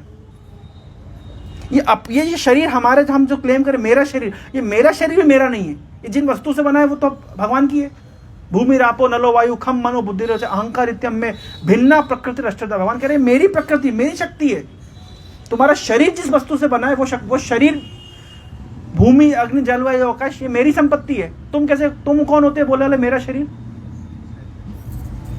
तो शरीर भी हमारा नहीं है, फिर शरीर से संबंधित वस्तु छोड़ दीजिए। सब कुछ कृष्ण का है। तो भोगी व्यक्ति क्या करता है? भगवान की संपत्ति को अपने भोग में लगाता है। त्यागी व्यक्ति क्या करता है? कहता है मैंने त्याग दिया। ये दोनों ही फिलॉसफी गलत है। भक्त जानता है कि सारी संपत्ति कृष्ण की है, तो सब कुछ कृष्ण की सेवा में लगना चाहिए। चाहे वो बल हो, बुद्धि हो, विद्या हो, प्रतिष्ठा हो, धन हो, कुछ भी हो, वो सब कुछ कृष्ण की सेवा में लग जाना चाहिए। तो यह है भक्त का मनोभाव। तो माधवेंद्रपुरी को जो प्रतिष्ठा प्राप्त हुई, उन्होंने तुरंत उसको भगवान की सेवा में लगा दिया। तो फिर माधवेंद्रपुरी चंदन लेके निकल पड़े और वापस उसी स्थान से जा रहे थे। तो रेमुणा में, जहाँ खीर चोरा गोपीनाथ, जिनका पहले नाम गोपीनाथ था और उनका नाम अब हो गया खीर चोरा गोपीनाथ, तो वहां पर जब पहुंचे तो माधवेंद्रपुरी को गोपीनाथ ने कहा कि माधवेंद्र, अब तुम्हारी आयु बहुत अधिक हो चुकी है और मेरे शरीर में और गोपाल के शरीर में कोई अंतर नहीं है, तो तुम मेरे शरीर में चंदन लगाओ और मेरे शरीर में चंदन लगाने से वो गोपाल तृप्त हो जाएंगे। तो फिर माधवेंद्रपुरी वहीं पर रहे रेमुणा में और गोपीनाथ जी की सेवा करते थे, उनके शरीर में चंदन लगाते थे। और उसी कुछ समय के बाद में माधवेंद्रपुरी ने उसी स्थान पर शरीर त्याग किया। आज भी आप जब जाएंगे रेमुणा में तो गोपीनाथ जी के मंदिर के पास में महादेवपुरी की समाधि है। तो वृंदावन में महादेवपुरी की भजन कुटीर है जहाँ पे उन्होंने भजन किया था गोविंद कुंड के पास में, और रेमुना में उनकी समाधि है। तो उस उपलक्ष्य में 21 दिन के लिए चंदन यात्रा का त्योहार मनाया जाता है, क्योंकि ये समय बहुत गर्मी का समय होता है। जगन्नाथपुरी के मंदिर के अंदर बाहर में जो जगन्नाथ जी के जो अर्चा विग्रह हैं मदन मोहन, उनको लेकर के आया जाता है। 21 दिन तक सरोवर में घुमाया जाता है। तो 21 दिन बाहर चलता है वो कार्यक्रम, 21 दिन अंदर चलता है। तो टोटल 42 डेज। तो जगन्नाथपुरी में 42 डेज होता है, और बाकी इस्कॉन के मंदिरों में हम देखते हैं कि वो 21 दिन या 7 दिन यथाशक्ति उसको किया जाता है। तो अब हमारे मंदिर में भुवनेश्वर में ये 21 दिन सेलिब्रेट किया जाता है। ये क्यों सेलिब्रेट किया जाता है? विशेष कारण ये है कि लगभग 1992-93 में परम पूज्य गौर गोविंद महाराज को भगवान कृष्ण स्वयं आदेश दिए थे कि तुम रथ यात्रा मनाते हो, स्नान यात्रा मनाते हो, चंदन यात्रा क्यों नहीं? तो गौर गोविंद महाराज कहते हैं कि अरे आप तो अभी एकदम इमीडिएटली बता रहे, कल चंदन यात्रा शुरू होने वाली है, पहले बताना चाहिए था। जो भी है, तो फिर रातों रात खुदाई करी उन्होंने, एक पॉन्ड बनाया गया, एक सरोवर छोटा सा, और उसमें 21 दिन चंदन यात्रा हुई। और उसके नेक्स्ट ईयर जो आप भव्य जो देख रहे हैं मंदिर के सामने देखेंगे, सुंदर सा कुंड है, तो उस जमाने का बनाया गया वो कुंड है। तो भगवान ने स्वयं आदेश दिया था गौर गोविंद महाराज को कि मेरे लिए चंदन यात्रा करो। तो भगवान अपने भक्तों के साथ इस तरीके से सेवा का विनिमय करते हैं, भक्त भगवान के साथ बातचीत कर सकते हैं। तो उसी उपलक्ष्य में चंदन यात्रा मनाई जाती है। भगवान के अंगों को चंदन लगाया जाता है, इससे भगवान शीतलता का अनुभव करते हैं, और भगवान की शीतलता का अनुभव, भगवान को आनंदित देख करके भक्त लोग आनंदित होते हैं। तो इसी उपलक्ष्य में ये त्योहार मनाया जाता है, और इससे बहुत सारी शिक्षाएं हैं। भगवान के सेवा हेतु भगवान के लिए भक्त लोग कष्ट करके उनको सुख प्रदान करने के लिए प्रयास करते हैं। तो ऐसा लगता है कि भगवान तो ठंडे में है, लेकिन हम तो जल रहे हैं गर्मी में। तो वास्तविकता यह है कि हम अगर एसी के अंदर भी बैठ जाए तो हमारा हृदय तो जल रहा है आग में, संसार के ताप में। तो इसलिए जब हम भगवान को शीतलता प्रदान करते हैं तो उसका जो फल है कि हमारे हृदय के अंदर जो ताप है, अग्नि जल रही है, वो शांत होती है, वो ठंडी होती है। शरीर की अग्नि को जलाना, कम करना बहुत कठिन काम नहीं है, लेकिन हृदय की अग्नि को कम करना, मैं कई बार उदाहरण देता हूँ कि मान लीजिए 2 मित्र हैं, तो एक मित्र सफल हो गया अपने किसी कार्य में, या अड़ोसी पड़ोसी, तो देखते हैं पड़ोसी का प्रमोशन हो गया, या पड़ोसी का व्यापार में ज़्यादा लाभ हो गया, या पड़ोसी की बीवी के पास हीरे का हार है, तो दूसरा पड़ोसी क्या होता है, वो अंदर से आग में जलने लगता है। होता है ना, स्वाभाविक होता है। जब भी एसी लगा हुआ है 16 डिग्री तापमान, लेकिन हृदय के अंदर जो आग भभक रही होती है, ज्वलन, संसार दावानल, तो ये तभी शांत होगा जब व्यक्ति कृष्ण भावनामृत का आश्रय लेगा, जब कृष्ण के चरण कमल का आश्रय लेगा, तभी वो हृदय का ताप शांत होएगा।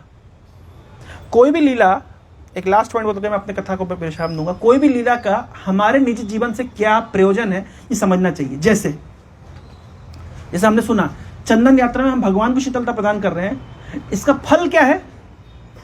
इसका फल यह है कि हमारे हृदय के अंदर जो ताप है वो भी शांत हो जाएगा, केवल भगवान को ठंडक पहुंचाने से। तुलसीदास जी गीत लिखे हैं, बहुत फेमस गीत है, श्री रामचंद्र कृपालु भजवन हरण भव भय दारुणम। सुना आप लोग गीत? उस गीत की लास्ट लाइन में आता है, बोल रहे हैं कि मम हृदय कुंज निवास कुरु कामादि खल दल गंजनम। बोले भगवान, जिस प्रकार से आपने जंगल में गए और आपने खरदूषण नामक असुरों का और उनके पूरी सेना का वध करके उनको मार गिराया, तो मेरे हृदय रूपी जंगल के अंदर भी काम रूपी असुर बहुत ही ज्यादा हड़कंप मचाए हुए हैं। तो कृपया करके भगवान राम, आप मेरे हृदय रूपी जंगल में प्रवेश करिए, उन कामादि खल दल गंजनम, काम क्रोध लोभ मोह इत्यादि जो दल है, ये जो गैंग है अंदर, ये जो गैंग अंदर है, इनको जाकर के आप नाश कर दीजिए। तो ये है भगवान की लीला का, जो भगवान की लीला सामने हो रही है वो भक्त के हृदय में भी हो रही है। भगवान वहां पे खरदूषण का वध कर रहे हैं, और उस लीला का श्रवण करने से, स्मरण करने से वही भगवान रामचंद्र हमारे हृदय के अंदर प्रवेश करके वो काम आदि खल के दल को मार देंगे। वो भगवान जो बाहर में ताप का अनुभव कर रहे हैं, अगर उनके ताप को हम शांत करने का प्रयास करें तो हमारे हृदय के ताप को वो शांत कर देंगे। तो इस तरीके से एक साधक के हृदय में जो चल रहा है घटना, वो भगवान अपनी लीला के माध्यम से इस प्रकार से हम उसको कोरिलेट कर सकते हैं। तो कोई भी लीला को एट द एंड समझना चाहिए, इससे साधक के लिए क्या है भाई। ये जो हमने लीला सुनी, भगवान तो आनंदित हुए, तो हमारे लिए क्या है इसमें? क्योंकि हम तो भाई स्वार्थी लोग हैं, है ना। हमारा तो बिजनेस माइंड चलता है कि भाई इन्वेस्ट करेंगे तो क्या रिटर्न मिलेगा। अभी भगवान के शरीर में चंदन लगाए तो हमारा क्या रिटर्न है? तो रिटर्न ये है, भगवान की कथा सुनेंगे तो हमको क्या मिलेगा एट द एंड? कुछ तो प्रॉफिट देखते ही हम लोग तो उस तरह पे है नहीं, केवल भगवान के सुख हेतु हम सोचे, ऐसा तो हमारी स्थिति है नहीं। तो हम क्या सोचते हैं कि भाई इसमें मेरा क्या लाभ है। तो इस कथा को सुनने से और इस प्रकार भगवान के शरीर में चंदन का लेप लगाने से लाभ ये है कि हमारे हृदय के अंदर की जो प्रज्वलित आग है वो धीरे धीरे ठंडी पड़ जाएगी। हरे कृष्णा। तो ये है माधवेनपुरी का संक्षिप्त इतिहास। तो जब भी आपको अवसर मिले वृंदावन जाने का, तो उस स्थान पे आप लोग जरूर जाएंगे ही। गोवर्धन परिक्रमा के समय गोविंद कुंड, जिसके पास में माधवेनपुरी की भजन कुटीर है। जब भी आपको खीरचोरा गोपीनाथ जाने का अवसर प्राप्त हुए, वहाँ पे आप देख सकते हैं किस प्रकार से माधवेनपुरी की समाधि भी है और वो खीर चुराई थी, और वो खीर का आस्वादन भी आप कर सकते हैं, वो भी अवेलेबल है। तो प्रभु जी कभी आपको लोग को जैसे अभी जगन्नाथपुरी ट्रिप में लेके गए, तो नेक्स्ट टाइम आपको रेमुना के ट्रिप में लेकर के जाएंगे। तो वहाँ पे और भी बहुत सुंदर सुंदर स्थान है भगवान के भक्तों संबंध, तो और भी बहुत सारे लीलाएं हुई है वहाँ पे। रसिकानंद जी की का स्थान है, तो प्रभु जी आपको लेकर के जाएंगे। हरे कृष्णा। तो डील के अनुसार अब आप लोग को कुछ कुछ पॉइंट बताना पड़ेगा। एक एक पॉइंट सब बताएंगे, सब बताएंगे तो बहुत समय लगेगा। क्वेश्चन अच्छा, यस माता जी। तो 21 दिन का ही क्यों होता है? मतलब भगवान ने बोला था कि मुझे 21 दिन के लिए। ये तो मुझे एग्जैक्टली पता नहीं है, पता करके बताऊंगा मैं आपको 21 दिन क्यों। किसी शास्त्र में लिखा होगा 21 दिन का। मुझे एग्जैक्ट 21 दिन का कॉन्सेप्ट नहीं पता है, मैं पता करके बताऊंगा। किसी को पता है तो बता सकते हैं। किसी को पता है 21 दिन ही क्यों? रिसर्च करके गूगल गुरु से पूछ के बताएंगे। गूगल गुरु है, दीक्षा छोड़ के सब देता है। भविष्य में दीक्षा भी दे सकता हो सकता है। गूगल से गुरु डाउनलोड होके दीक्षा मिल जाएगी। माला ऐसे जैसे आजकल मैं कभी 2-4 दिन पहले सुना, वो जैसे हार्ड गोल्ड होता है वैसे ई गोल्ड भी होता है। जैसे हार्ड करेंसी होती है वैसे क्रिप्टो करेंसी हो गई है। तो अभी जैसे क्या है, हार्ड माला मिलती हो सकता है कुछ दिनों बाद। हालांकि वो आ गया, ऐप भी आ गया है। आप माला नहीं जप सकते तो आप ऐप डाउनलोड कर लीजिए, चैंटिंग काउंटर वाला, और मोबाइल में हिलाते रहिए।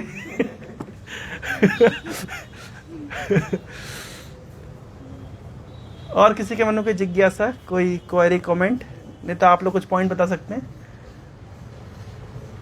आप लोग खुद से बता सकते हैं एक एक पॉइंट, नहीं तो फिर मुझे खराब पूछना पड़ेगा आपसे। कौन बताएगा? माता जी आपसे शुरू करते हैं। एक पॉइंट बताइए। जो माधवेंद्रपुरी थे ना, वो मध्वाचार्य संप्रदाय में थे, और वो अयाचक वृत्ति, ठीक है। माता जी आप बताइए।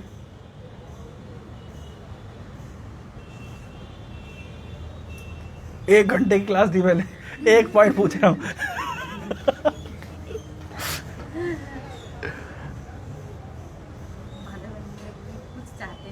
कुछ नहीं चाहते थे, अपना प्रतिष्ठा नहीं चाहते थे, पर वो उनको ऑटोमेटिकली। प्रभु आप बताइए। पूरी जो है वो गोवर्धन के ऊपर उनका श्रीनाथ जी का मूर्ति निकाल दी। हाँ, श्रीनाथ जी को वहाँ पे स्थापित किए, ठीक है। तो श्रीनाथ जी का आप लोग दर्शन कर पाएंगे जब भी आप नाथ द्वारा जाएंगे, तो आज भी वो विग्रह है। तो आप बताइए। आप बहुत अच्छे कीर्तन कर रहे थे। ऊपर तो नहीं जाने देते। हाँ, तो अभी नहीं है ना गोवर्धन के ऊपर, अभी श्रीनाथ जी हैं राजस्थान में। उसका एक अलग इतिहास है, कैसे श्रीनाथ जी वृंदावन से राजस्थान गए। चैतन्य महाप्रभु भी दर्शन किए श्रीनाथ जी का, कैसे किए? चैतन्य महाप्रभु तो गोवर्धन के ऊपर नहीं जाते थे। तो जब चैतन्य महाप्रभु की इच्छा हुई कि श्रीनाथ जी का दर्शन करना है, तो श्रीनाथ जी एक लीला किए। पूरे गांव में हड़कंप मच गया, खबर आई कि भैया मुगल लोगों ने अटैक कर दिया है, श्रीनाथ जी को बचाना है, श्रीनाथ जी को बचाना है। गोपाल को बचाना है। तो पुजारियों ने गोपाल को उतार करके एक गांव में ले गए और तब महाप्रभु वहां जाके गोपाल का दर्शन किए। तो वो स्थान में आज भी है, जब 3 बार ऐसा हुआ, कई 3-4 बार श्रीनाथ जी मतलब गोपाल को उतारा गया। तो जिस स्थान में रहे वो स्थान भी वृंदावन में आज है, सब गोवर्धन के पास पास में है। राजस्थान का कौन सा पर्टिकुलर जगह पे है? नाथ द्वारा, बहुत सुंदर स्थान है, बहुत सुंदर तरीके से राजस्थानी स्टाइल से। कोई गया आप में से नाथ द्वारा? बहुत सुंदर तरीके से सेवा होती है। उनको कहते हैं श्रीनाथ जी की हवेली। वल्लभाचार्य जी की परंपरा में पुष्टि मार्गीय स्टाइल से वहाँ पे बहुत सुंदर गीत गाए जाते हैं और बहुत सुंदर व्यवस्था है। वहाँ पे घी का कुआं है, इतना कुआं, इतना मतलब घी भर भर के कुएं में घी भरा जाता है, मतलब बाल्टियों से घी निकाल निकाल करके रसोई होती है। भगवान का ऐश्वर्य सेवा ऐसी होनी चाहिए, ये होना चाहिए स्टैंडर्ड सेवा का। फिर भी आप लोगों को आश्चर्य होगा, पूरी दुनिया में इस्कॉन मंदिरों का डीटी वर्शिप का स्टैंडर्ड अभी बहुत हाई है। जो स्टैंडर्ड इस्कॉन मंदिर में फॉलो होता है, बाकी मतलब अधिकांश मंदिर पीछे छूट जाते हैं। इस्कॉन मंदिरों में डीटी वर्शिप का स्टैंडर्ड बहुत हाई है, चाहे ड्रेसिंग से लेकर, भोग लगाने से लेकर, आरती करने से लेकर, साफ सफाई से लेकर। इसलिए दक्षिण भारत में तो कई संप्रदाय के मंदिर, क्योंकि अब कोई करने वाला नहीं सेवा, तो अपने मंदिरों को इस्कॉन को हैंड ओवर करना चाहते हैं। तो इस्कॉन में मंदिरों की कमी नहीं, जगह की कमी नहीं, कमी है भक्तों की। कल को तो अब मान लीजिए जटनी में भी कोई जमीन लगा, कोई यहाँ पे भी एक मंदिर बना दिया जाए, चलाएगा कौन? तो इसलिए आप लोगों की जिम्मेदारी है भारी संख्या में उपस्थित होएं और भक्त बनाएं, ताकि वो मंदिर अगर बने आगे भविष्य में तो वो सुचारू रूप से चलता रहे। भगवान को एक दिन में 8 बार आरती होती है, 8 बार भोग लगता है, 2 बार श्रृंगार होता है। कैसे होगा? भक्त नहीं होंगे तो कैसे होगा? कुछ कुछ मंदिरों की हालत आज ऐसी है, इस्कॉन में भी किसी किसी स्थान में, कि मंदिर है, भगवान खड़े हुए हैं, बहुत भव्य मंदिर, कई एकड़ों में बना हुआ मंदिर, लेकिन भक्त नहीं है। हाँ, इलेक्ट्रॉनिक बाजा बज रहा है आजकल, वो रोबोट आ गया, वो आरती घुमा देता है। अगर आप लोग प्रचार नहीं करेंगे तो कल को हमको भी इस्कॉन मंदिरों में यही रखना पड़ेगा, रोबोट ऐसे आरती कर दिया करेगा और वो ढम ढम ढम बाजा बज जाया करेगा। तो देखिए प्रचार कार्य कितना महत्वपूर्ण है। तो प्रचार कार्य अपने लिए महत्वपूर्ण है, दूसरे के लिए महत्वपूर्ण है, समाज के लिए महत्वपूर्ण है, भगवान की सेवा सुचारू रूप से चलती रहे इसके लिए महत्वपूर्ण है। इसलिए आप लोगों की जिम्मेदारी है कि नहीं है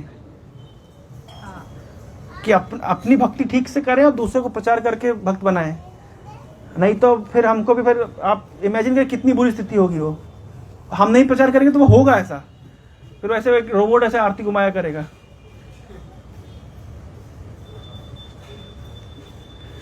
यस माता जी, आप बताइए कुछ।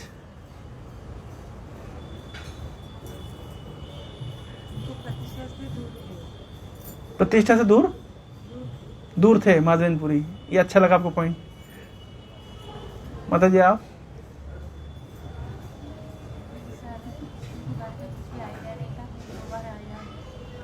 आज की क्लास से क्या आइडिया लगा आपको?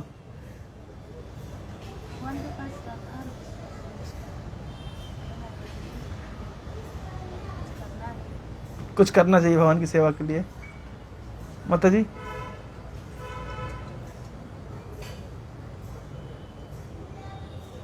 उड़िया में भी कह सकते हैं आप, जो भी भाषा कंफर्टेबल हो।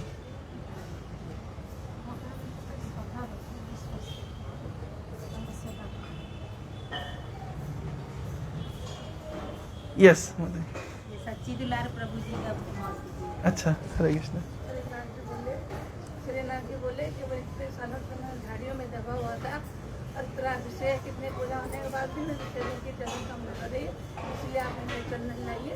चंदन ठंडा रहता है, इसी वजह से भगवान की वो जलन कम हुई और इसलिए भगवान को उधर से चंदन जय। और देखिए चंदन की विशेषता है, गर्मियों में 2 समस्या होती है। भगवान का शरीर तो दिव्य है, लेकिन उनके तो कोई समस्या नहीं है, फिर भी हमारी शिक्षा के लिए, एक तो गर्मी में 2 समस्या, एक तो गर्मी लगती है, पर शरीर से बदबू आती है, पसीना आता है। चंदन में दोनों काम हो जाता है, गर्मी भी शांत हो जाती है और वो सुगंध का कार्य भी करता है। इसलिए भगवान ने और कोई एसी लगवाने के लिए नहीं कहे, उन्होंने कहा चंदन लेके आओ। चंदन लगाते हैं जी। और कोई कुछ कहना चाहेगा पीछे से? महामंत्र का डेफिनेशन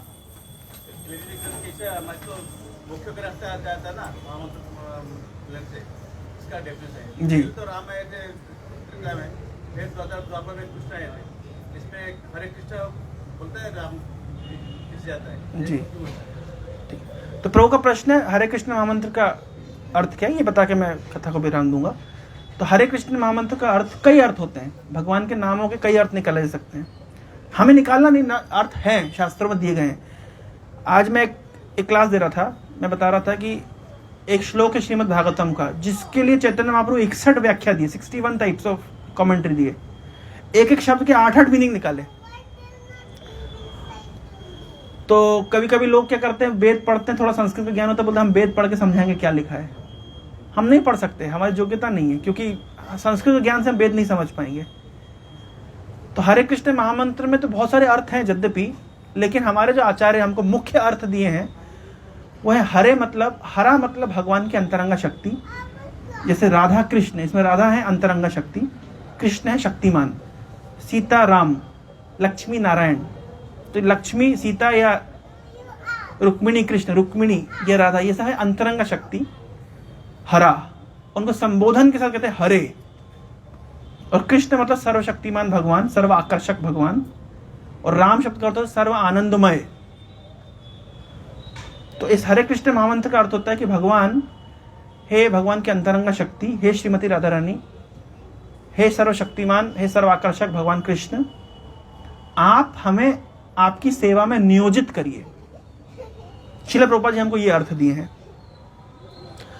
तो क्यों ये सारी प्रार्थनाओं में ये बेस्ट प्रार्थना क्यों है? क्योंकि यहां पे हम भगवान की सेवा मांग रहे हैं। सामान्यतः व्यक्ति भगवान के पास जाता है तो क्या प्रार्थना करता है? सुख संपत्ति घर आवे, कष्ट मिटे तन का। सुख संपत्ति घर आवे। सामान्यतः व्यक्ति भगवान के पास जाके अपने, भगवान के पास क्यों जाता है भाई? 50 रुपए का नारियल चढ़ाएगा, 5000 रुपए की लिस्ट दे करके आएगा। सामान्यतः धर्म की यही परिभाषा है। धर्म करने से अर्थ आएगा, अर्थ से कामनाएं पूर्ण होगी, यही डेफिनेशन है। लेकिन यह बहुत उन्नत स्तर का धर्म नहीं है, क्योंकि इसमें हम भगवान को अपना ऑर्डर सप्लाई सर्वेंट के रूप में देख रहे हैं कि भगवान मेरी इच्छाओं की पूर्ति करें। लेकिन हरे कृष्ण महामंत्र भगवान को कह रहे हैं, भगवान हमें आपसे कुछ नहीं चाहिए, बस इतना चाहिए कि आप हमें आपकी सेवा में नियोजित कर दीजिए, लगा दीजिए। एक्चुअली बुद्धिमान व्यक्ति की प्रार्थना है। मान लीजिए अगर आपके पास कोई राजा आ जाता है, मोदी जी आ गए, मोदी जी बोले मुझसे क्या मांगना है, तो आप बोले मोदी जी कार दिला दीजिए, घर दिला दीजिए, नौकरी दिला दीजिए।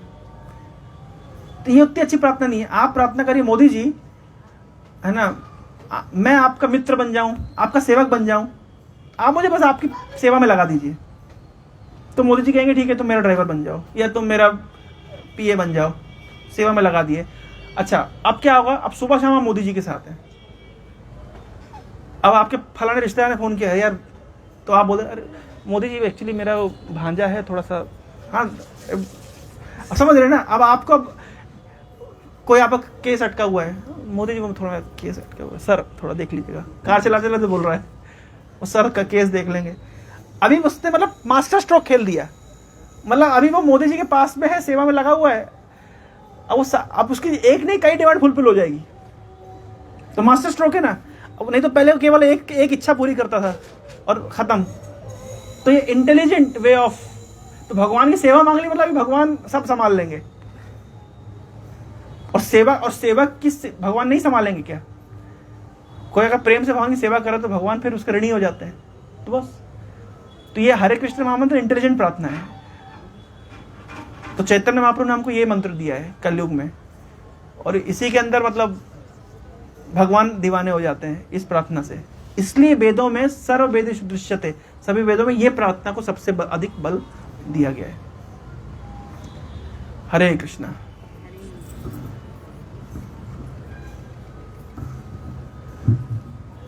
श्रील प्रभुपाद की, श्रीपाद माधवेंद्रपुरी की, चंदन यात्रा महामहोत्सव की, गौर प्रेमानंदे हरि हरि।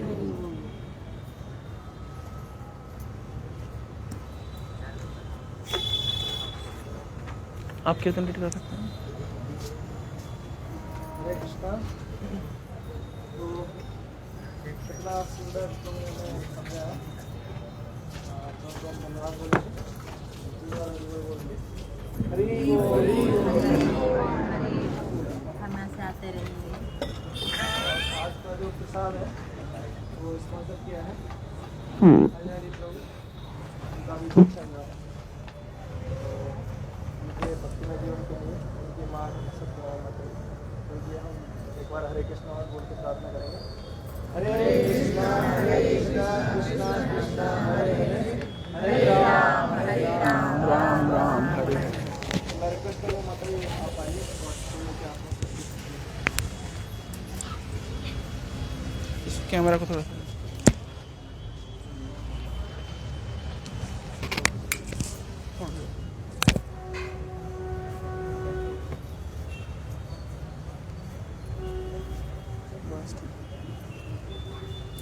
हरे कृष्ण।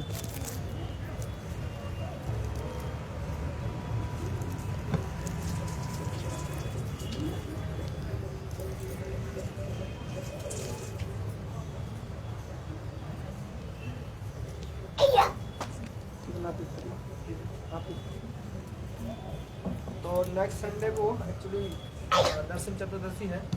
उस दिन शाम को मंदिर में ही प्रोग्राम रहेगा। तो हम सब लोग मंदिर जाएंगे शाम को। और जो यहाँ का वीकली प्रोग्राम है उसको हम देखते हैं, या तो सैटरडे को करेंगे, सैटरडे को सैटरडे को करेंगे। तो हम आप लोगों को बता देंगे कब कर देंगे। तो हमारा ग्रुप है, व्हाट्सएप ग्रुप है, उसमें आप लोग जुड़े रहिए। तो भक्ति जो लोग जुड़े नहीं हैं वो जुड़ सकते हैं। तो आप लोगों को अपडेट मिलता रहेगा।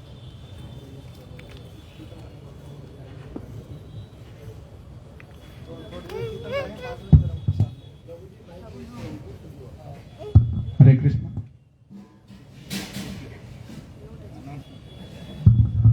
हरे कृष्ण। आप सब लोग को बहुत बहुत धन्यवाद। आप समय देके इधर आए, हमारे साथ मतलब कथा सुने। आज एक खास दिवस है। तो हमारा जगत गुरु प्रभु का आज आविर्भाव दिवस है। कल था, तो आज हम मनाएंगे। ओके प्रभु आइए, केक किधर है? आइए।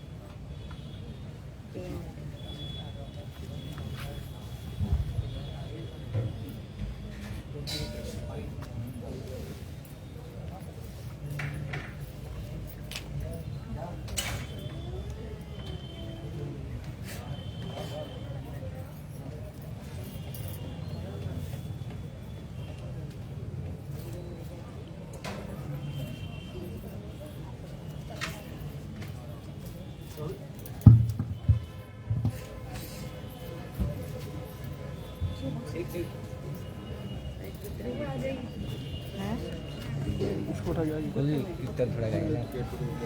कीर्तन गाने वाला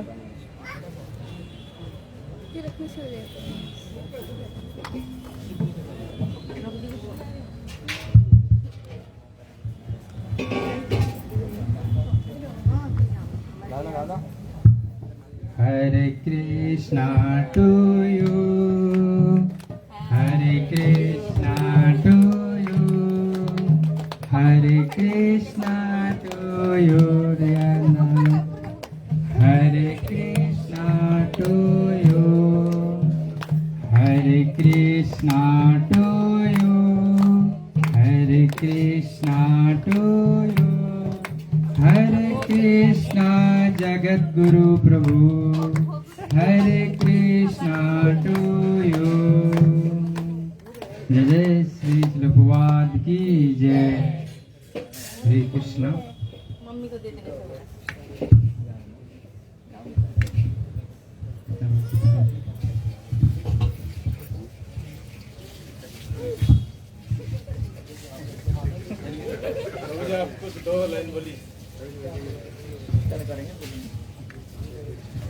तो थोड़ी देर कीर्तन करते हैं फिर उसके बाद प्रसाद लेंगे।